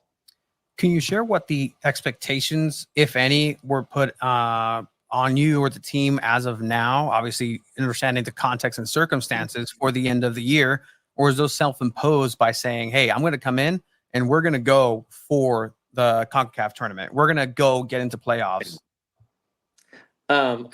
Look, this is a club that's a big club in this league, and only 9 months removed from winning the Shield, right? So the expectations are high. We also understand the reality of the situation, and I want to. I'm always trying to be respectful of those who came before, but there's a lot of work to do here. Like there's a lot of work to do here. So to answer your question directly, I think everyone would be thrilled if we got out of our CONCACAF group and if we made the playoffs. That would be like a home run, amazing scenario. If we do one or the other, I think people would say, okay, that's pretty good considering where we were. If we don't do either, I would say that's probably disappointing. So nobody's talked to me and said this is what's expected. My conversations with Jill and Cami have been, let's start to build something that's sustainable for the long term, whether I'm here or not. And along the way, it doesn't mean we just throw away results. Like we're still going to try to get results, no question about it. But can we do it in a way that, again, is not just putting a Band-Aid on it, but actually fixing some of the problems? And then I do want to ask, in a perfect world, right? You have all your players fit, everyone's available. The way you want to play is intact. Do you think this team can even make playoffs and even go for the championship? Yeah, I think we can make the playoffs. We would need a lot of things to go right, and that means everybody or almost everybody fit the rest of the way. We saw with Delphine the other night that that's a player who can make a real difference in these games. We have a left back, Pearl Maroney, coming in who will definitely make a difference. We have Sav coming back, McCaskill, Jaden coming back, Naomi coming back. So there's potentially 4, 5, 6 starters that are not in the team right now. So if everyone's back and healthy, there's no reason why we can't win some games, but we probably need double the point total we have now to make the playoffs. Right now we're on 15. So in 9 games, we probably have to win 5 of them, I think, to make the playoffs. So it's going to be a tall order, but there is enough there to do it. It's just, it's going to take everybody doing it well and staying healthy. And in that perfect world, I mean, I'm trying to think back in Loyal days, right? It eventually got switched to a 3 center back line with wing backs. Would that be the case for San Diego Wave, where they transition into that 3 center back line with wing backs and then a CDM or something like that?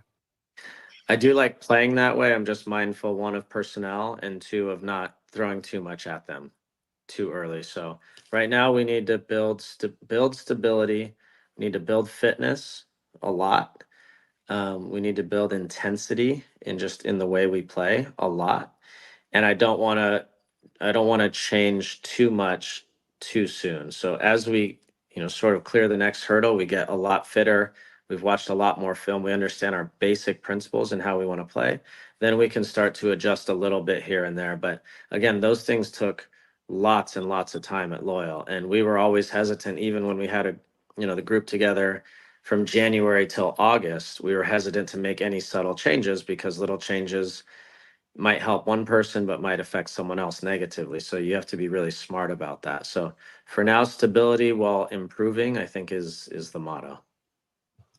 And again, any improvement for what we've generally seen from this season is definitely welcome for a team that has had difficulties on and off the field, and it's just been a very difficult year for San Diego Wave, where on paper, and I know, did you keep up with the team? Obviously course. before this, is this something that you've been Yeah. familiar with? And okay, so this team is something that was bound and supposedly touted as championship material already. They've made back-to-back semifinals. They're this world beater of a team, Won the Shield. and coming into it. Why do you think why do you think that this shift has happened? Is it just a matter of performance? Is it everything put together, an amalgam of circumstances that lead to this? Because again, we've seen other teams in the past have this dream team or great team on paper, but then it's just not necessarily performing. Is it just one thing, couple things that you've noticed throughout this year? So I'm hesitant to comment on things when I don't have the full context, right? So I wasn't, if I was in training every day from January till now, I would say, okay, here's where the issues are. I wasn't, right? So I can't speak, entirely or even partially to that. I do know, it is a team that won the Shield last year.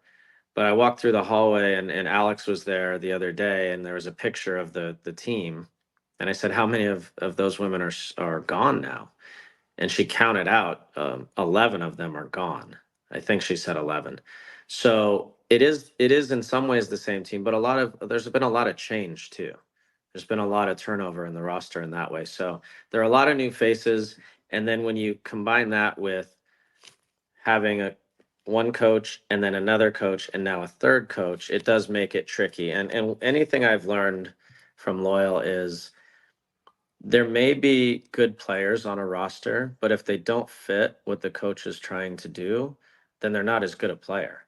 And we would always say you need the right player with the right coach in the right place at the right time of their career, the club's career, et cetera. And so you have to work hard to identify that and find that and then get those players. Nick Moon was a great example at Loyal. We worked so hard to get him for so many years because we knew he was the type of guy that could change everything, and he was.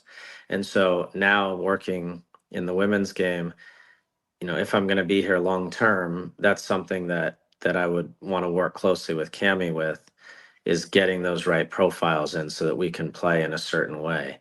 It's challenging right now as someone who's here, at least for now, short term, to have a big change in that way.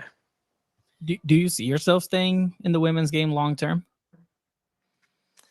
A month ago, I would have said no. Now, I don't know. I have really, really enjoyed it. And maybe I just got lucky with just a great group of human beings. Or maybe it's just me being the right person at the right place and the right time and the right side of the sport. And so I'm loving it. Every job is an interim job in the world, right? You could be fired at any point, or you could leave at any point, right? So every job's an interim job in that way, but I'm trying to show up and be my best every day. And I'm really loving it. My wife notices it when I come home. She's like, "You're so happy to come home." She hasn't seen me this joyous, I think, since we met, to be honest. Wow. And so it's really impacted my life in a positive way, and I'm trying to reciprocate that every day. And that you can, again, spending some time with you on the field, you can definitely tell on the coaching. I saw the training that you had the other day, and again, you seem revitalized. Again, that different aspect of the sport is really kind of getting to you in a way that's very positive. But there are differences, and this is something that we have battled in getting to know the women's game, because admittedly, I had never really been very much involved in the women's game, and I was unfamiliar with it. Getting to know it and knowing soccer, I can pinpoint, okay, this player plays like this player plays like this is the archetype of player that we have here. and go from there. Has that been your experience? Because there's a lot of talk out there of like, well, what does Landon know about the NWSL? What does Landon know about this? What is at the end of the day, it's the sport. It's football. Es lo que es. Is that how you've been taking it and learning from this?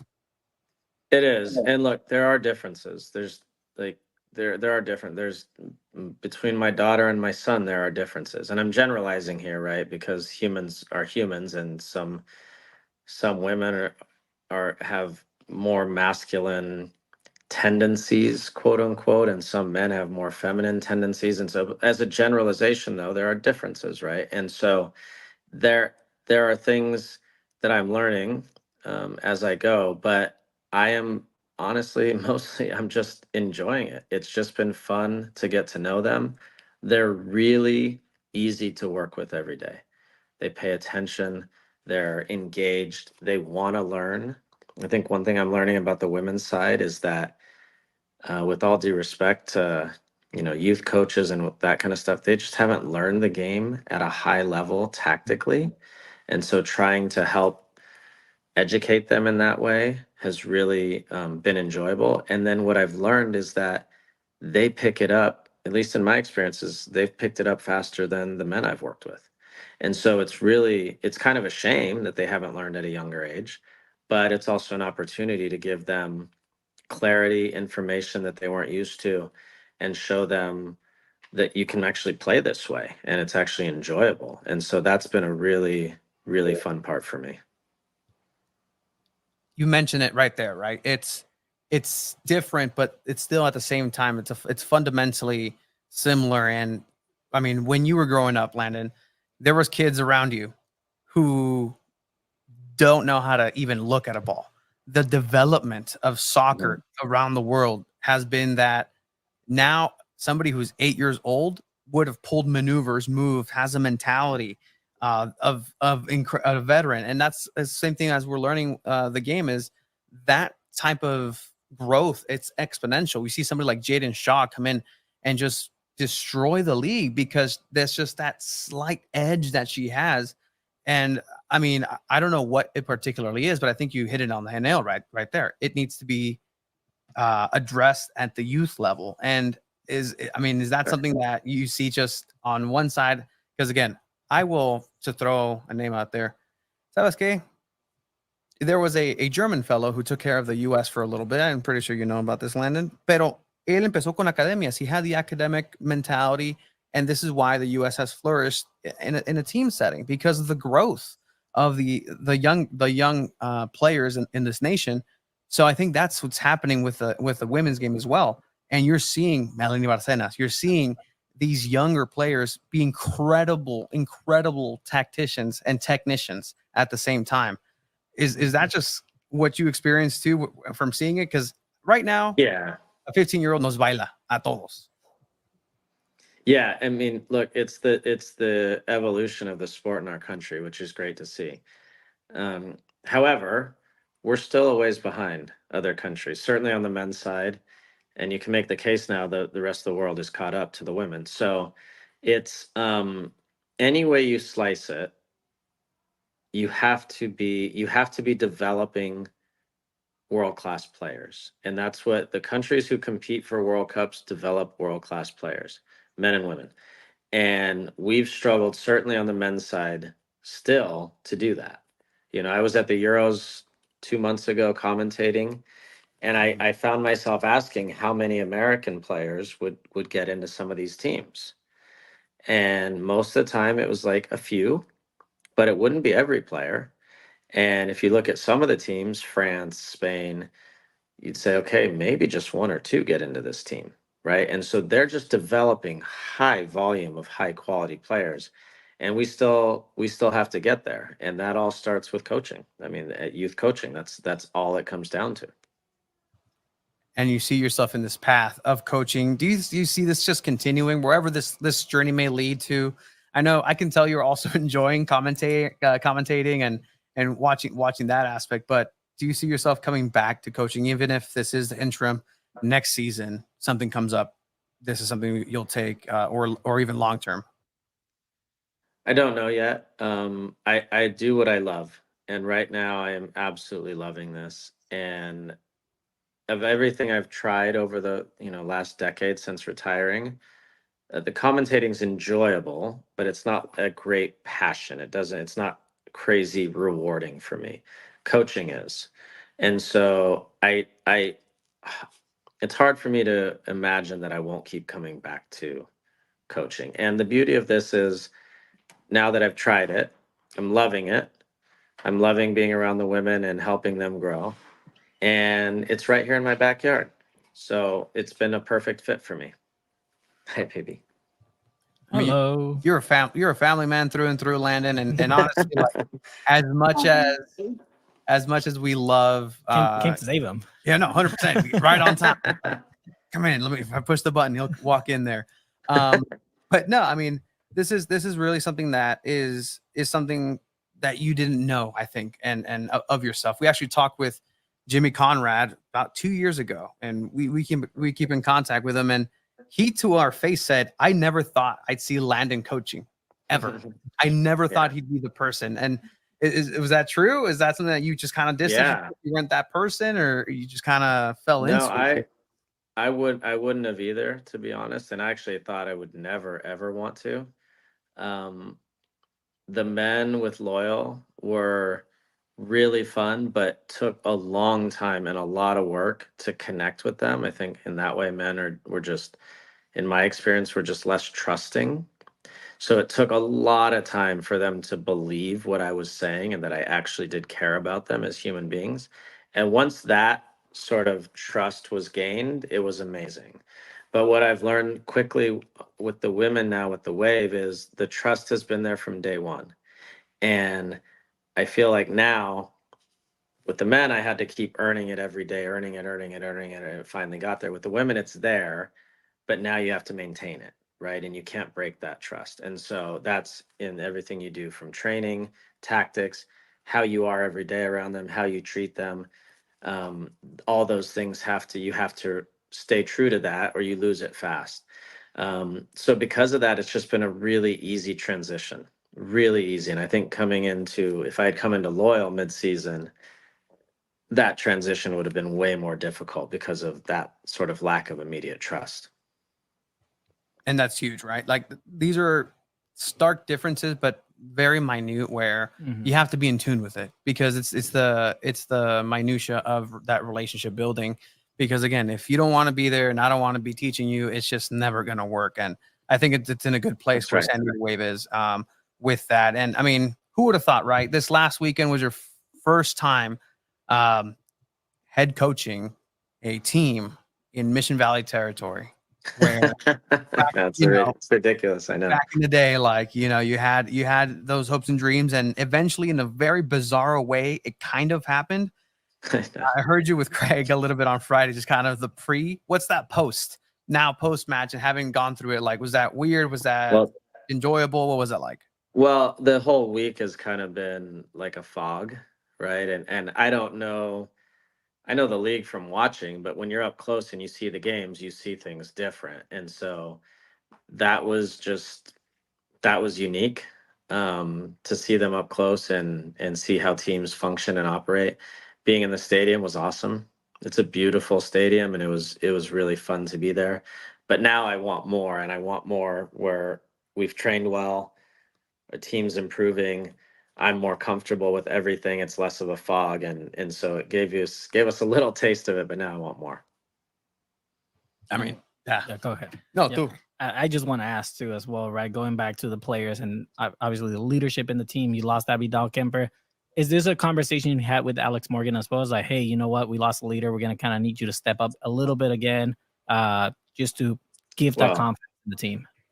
Yeah, I mean, the good thing is Naomi's coming back, right? And she was gone these 10 days. So she'll have her first training session tomorrow. Abby, I don't need to tell Alex, I don't need to tell anything. She's been phenomenal. Like, she's been a really, really good leader, and it's been a really hard year for her. And most people worry about themselves when times are hard like that.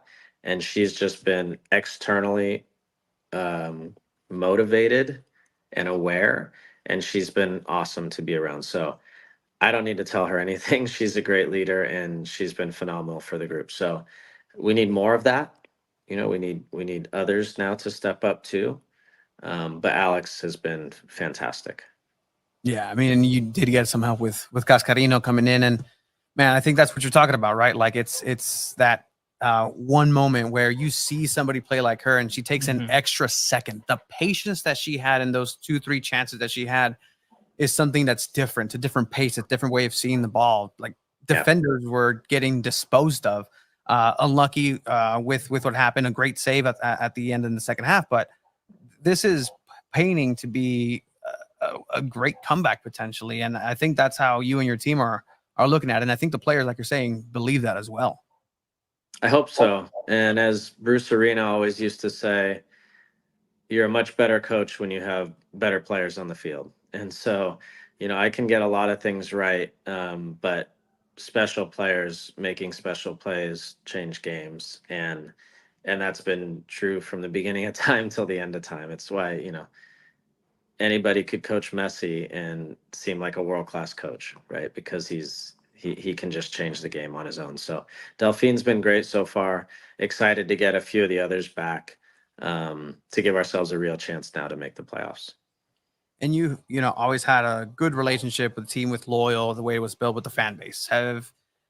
Has there been any fan base reaction that you've seen, that you've noticed? I mean, it's a different vibe. The Sirens over in the Cove, just always being supportive. Any message to the fan base that may be listening and say, hey, like, why should we trust you? You say the players trust you, great, but why should we? Yeah, it's a good question. So we're having a town hall tomorrow night that I'm going to, so people can ask questions. I encourage people to ask difficult questions. It's okay. I'm sure there are people who are skeptical, thinking, why the hell would you want to do this? What are the reasons? What's the real motivation? I'm happy to answer all of that. I don't do anything just to do it. I never have. I don't take a job just to take it. I've been offered other jobs that some people would think were, quote, better jobs or greater jobs. I was offered to play in places in my career that were better or better competition, but I do what I think brings me joy.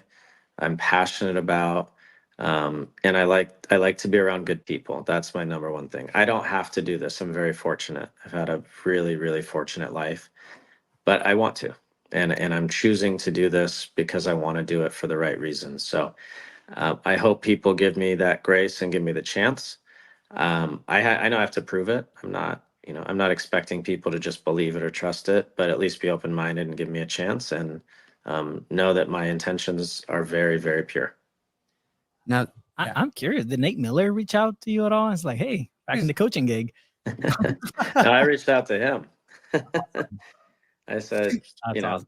we talk all the time, and I said, would you ever be interested in joining me? And he said, well, I'm really happy right now in Salt Lake, so it'd be hard for me to even consider that right now. And I said, Nate, just let it go. I'm just asking the question, and maybe down the line, and we'll see where it goes. But he's doing great in Salt Lake. I'm really happy for him, and I know one day we'll be reunited, and whenever that is, wherever that is, it'll be awesome.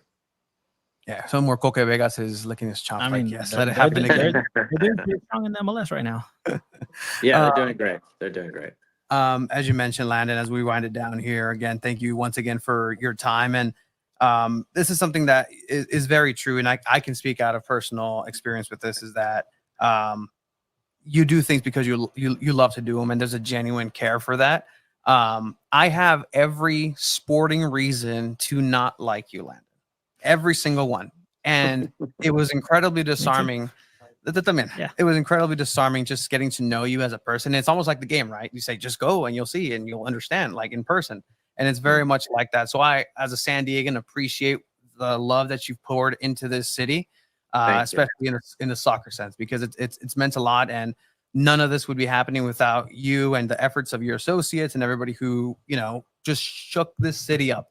And it's part of the greater thing. Are you also aware that Maria Sanchez is also in that same boat? Because she said in the post match. What'd she say? I didn't hear it.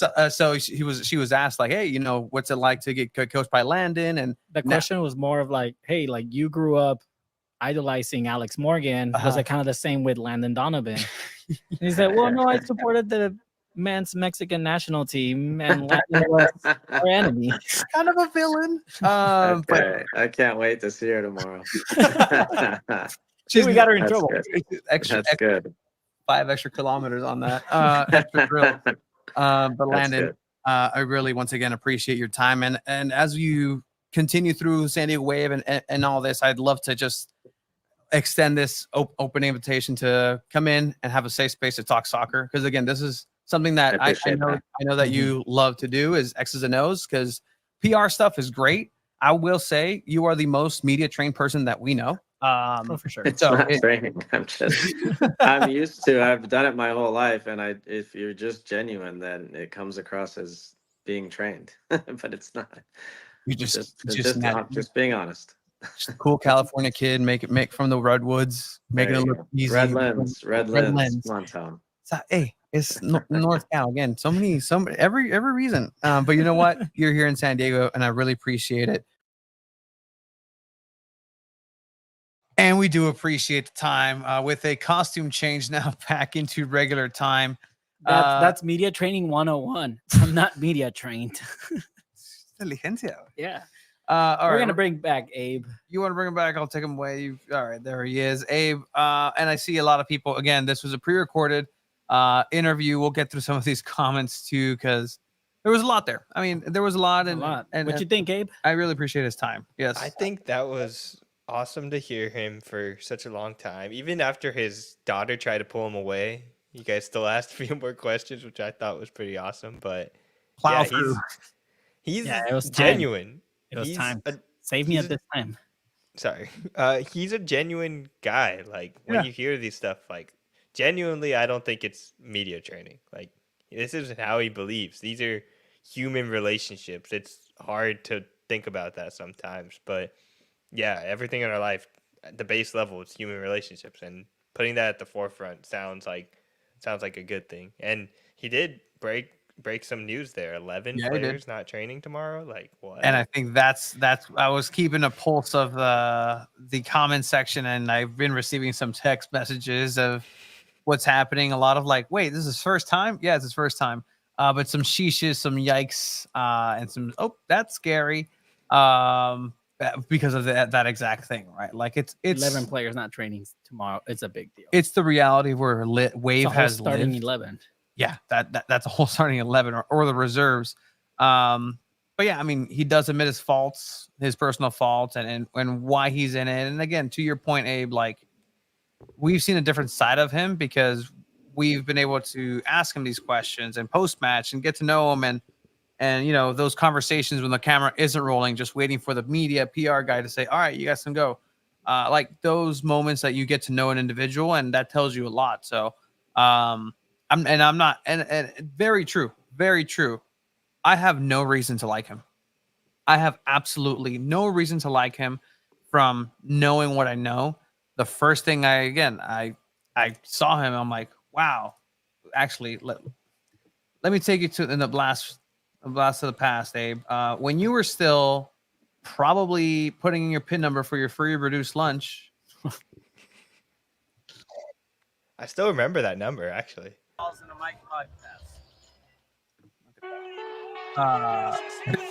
Episode 3. And that was the time where, we spoke to Landon. This is Ese Tony se comió Landon, güey. yeah, I don't know who that is. That is a 4XL shirt that I make look incredibly tiny. But again, like this is the individual that we know from our experience. That motion that he did Foggy there, memory. that motion that he did, and again, we asked the tough questions. Why did you pee in the Jalisco? And I know there was a couple of incidents a years back we forgot about it, but I figured for that one too for bringing it. Absolutely. Why did you pee in the Jalisco, Landon? I got a foggy memory. There you go, Edwin. There you We're getting through these comments. I did like the open invitation part where he seemed, and we had a conversation after a little bit, and he seems down to it. He seems down to have a good open conversations about soccer. And overall, it's just one of those things that it gave on.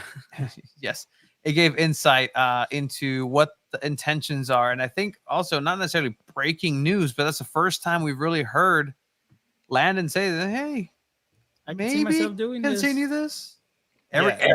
Isn't every job an interim job? Good line. Very good line, Landon. Media training 101. Yeah, no, I think in some of the other ones in the past week, we've heard him say, I'm here, I'm focused game by game. This is the short time I'm going to be here. I need to be focused in the present. But I mean, when you're talking about like building a roster like that, I think it's an important part of any manager's job. So if he sees himself for the future, I think that would be interesting. And hearing just the honesty from him about where this team stands as far as the playoff position goes, usually you'll hear a coach like, we're going to make the playoffs, we're going to make a run, we're going to do this. But he was saying, like, hey, we need to win 5 out of these last 9 matches, like, and win too. That's 3 points. Like, that's a tough task that's in front of him. That's more wins than what they currently have in the season.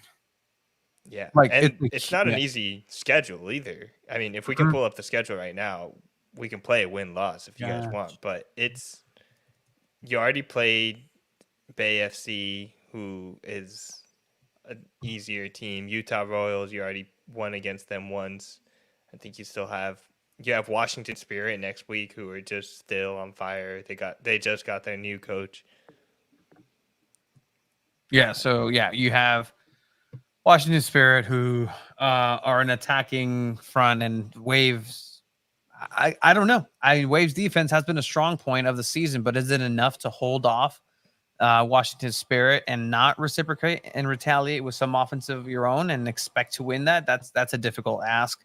Thorns again, Utah. You were talking about Red Stars. Jeez, Thorns again. Like it's not going to be an easy road. But if they do it, if San Diego Wave pull it off, I don't know. Like this is uncharted territory for this team, this squad. This whole season has been uncharted territory, and definitely going to be something to pay attention to is what they start taking their attention to. If it then does become, hey, look, the CONCACAF tournament looks like we have a better chance at that. This NWSL thing, we've lost 2 out of the last 9. It just doesn't seem like it's going to be possible. Let's go ahead and focus here.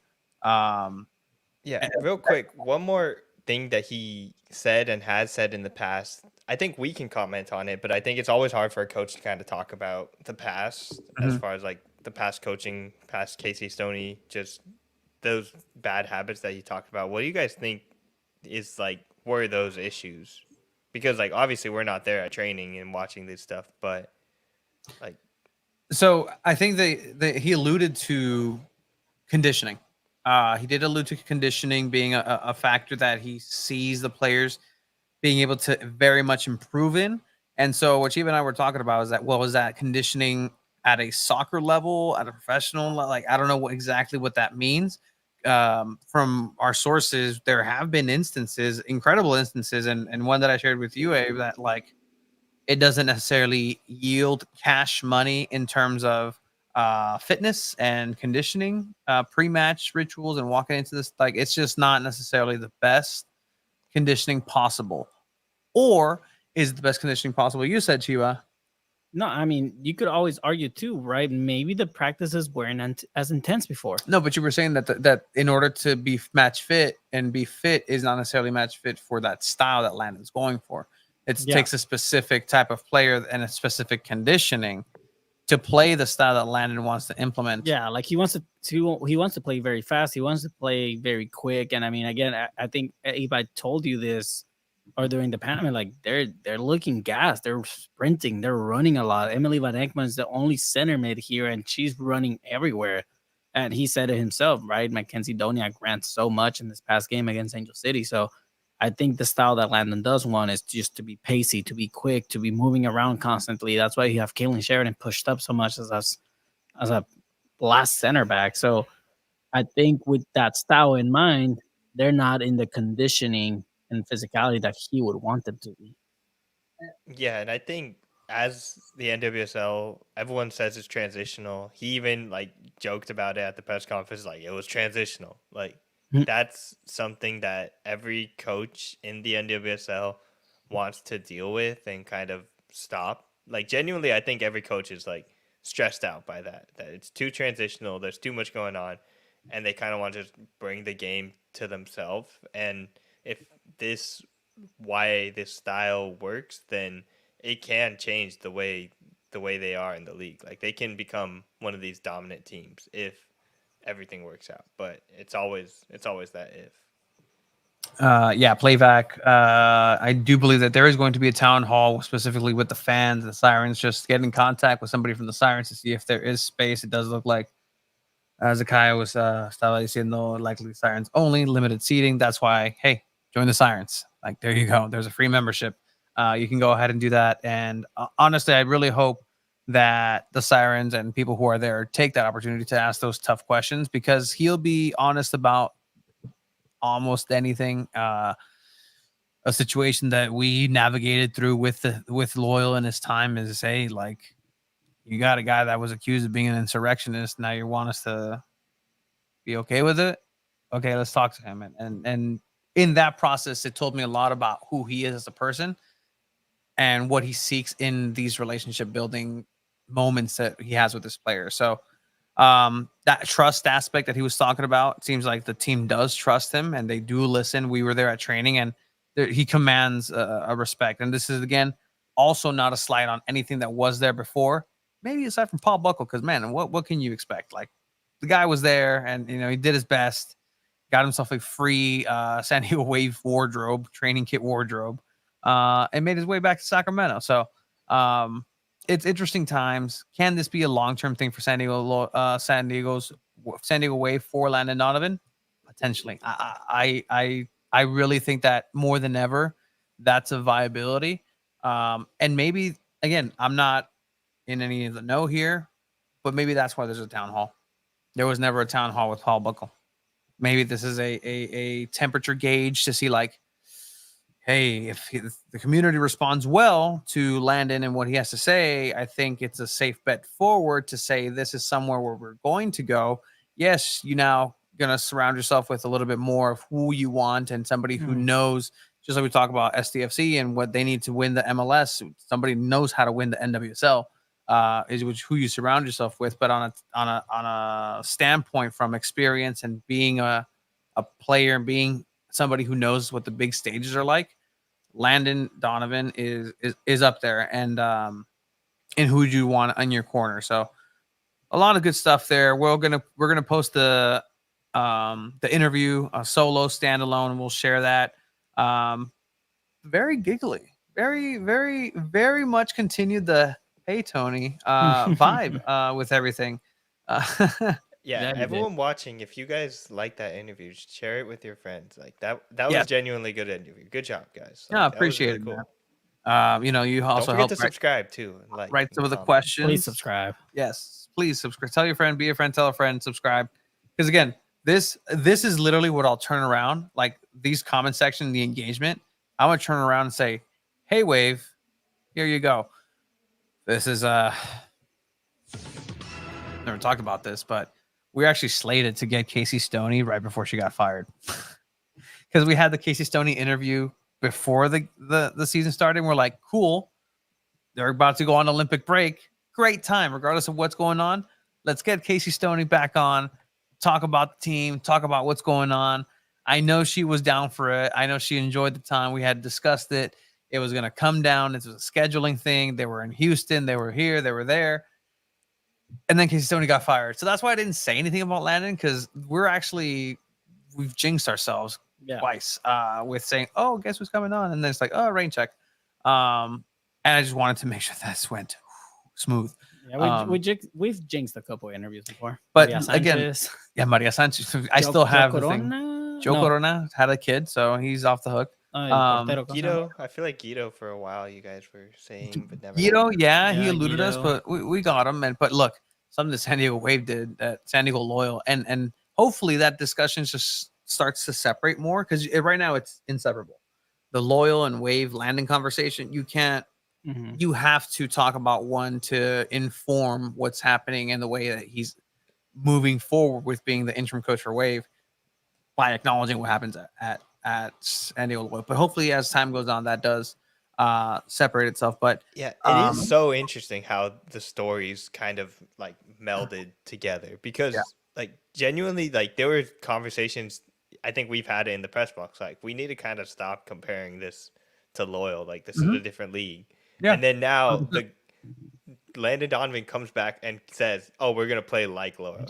Like it's insane. Like we can't escape it. It's obviously was a Brandon really cool San time Diego. to cover stuff, but just it's always gonna be involved because like even when SDFC comes along, you don't Yeah. think there's gonna be journalists out there asking, "Hey, Landon Donovan's down the street."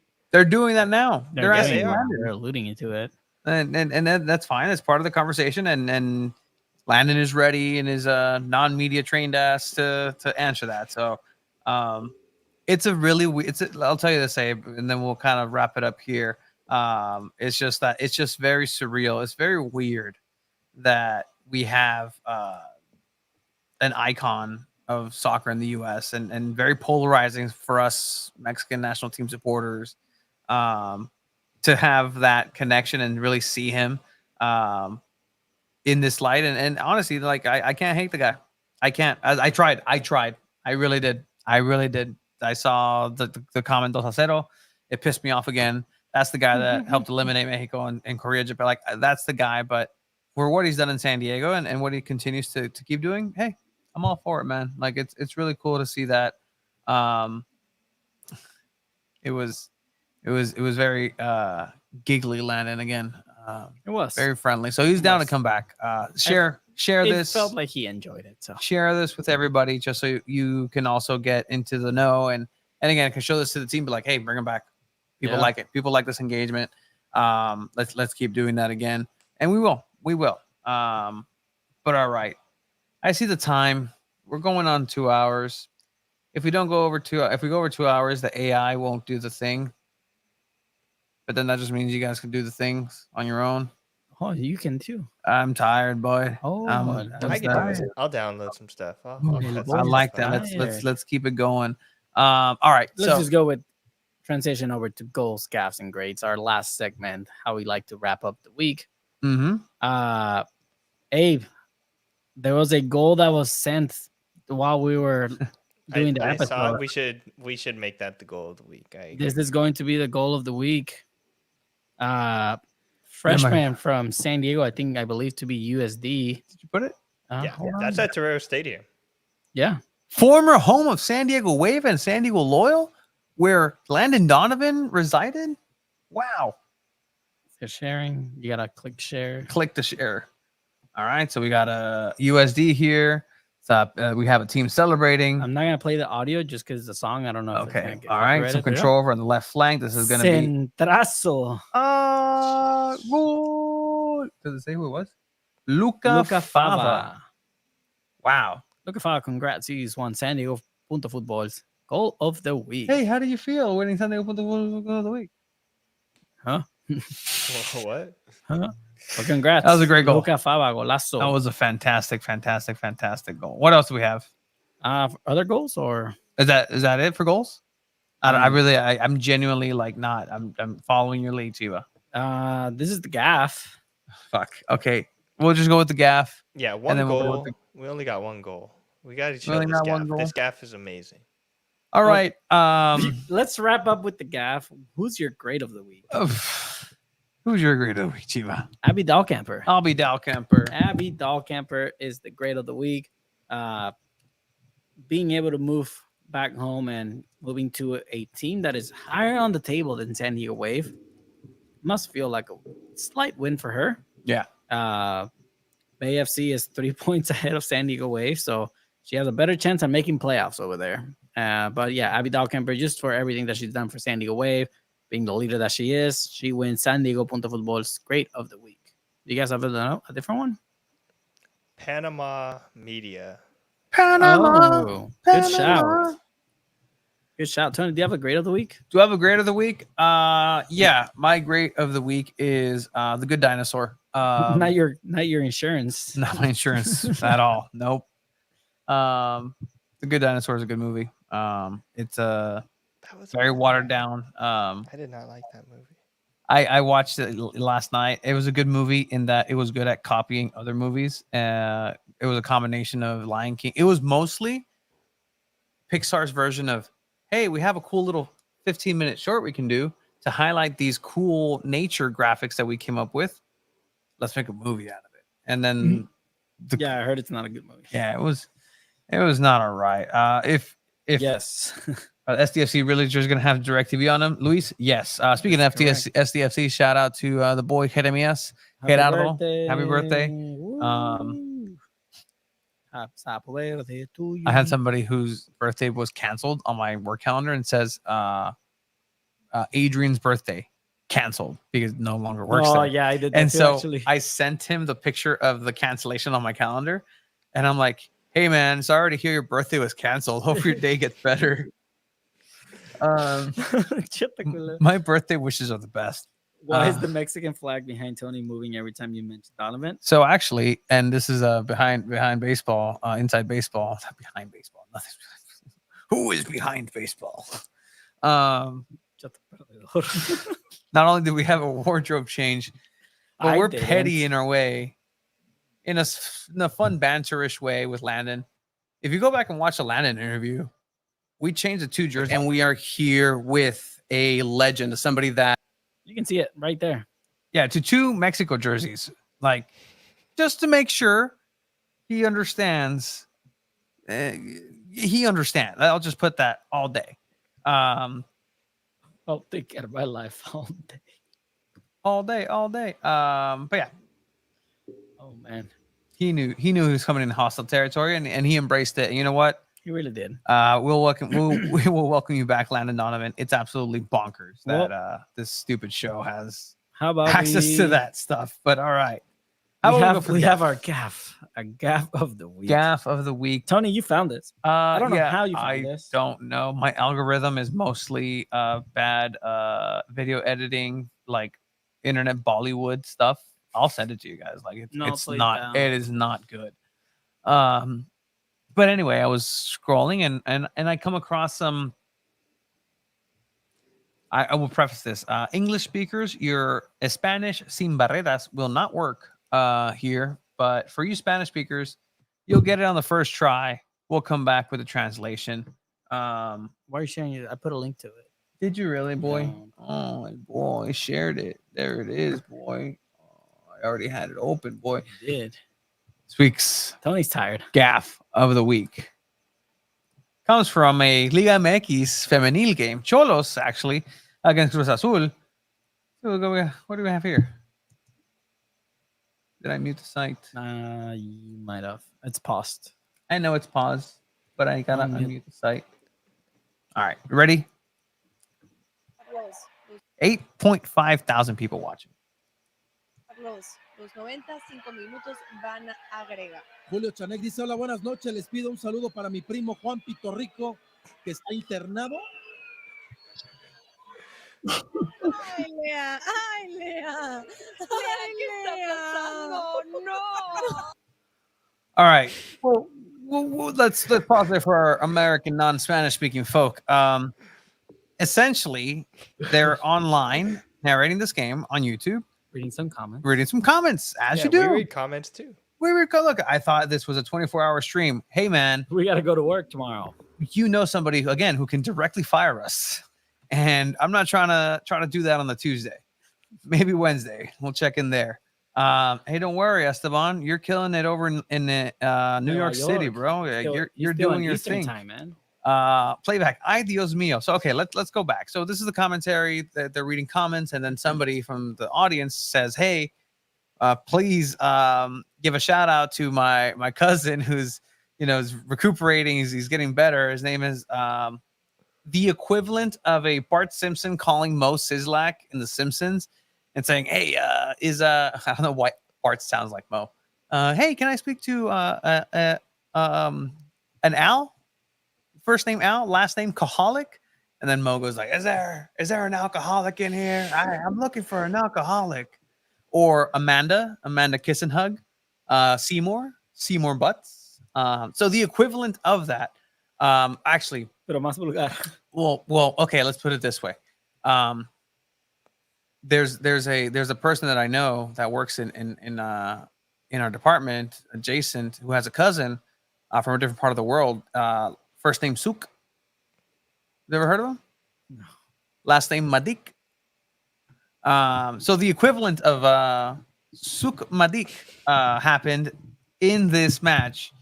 You weren't ready for that one. Porque somos niños, güey.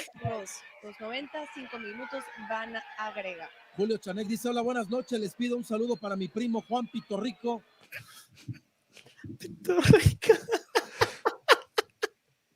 The best part about it is just the pause after when they're all realizing, like, did he just say that? Like, This wouldn't be funny unless his fellow commentary the analyst, the color analyst, commentary.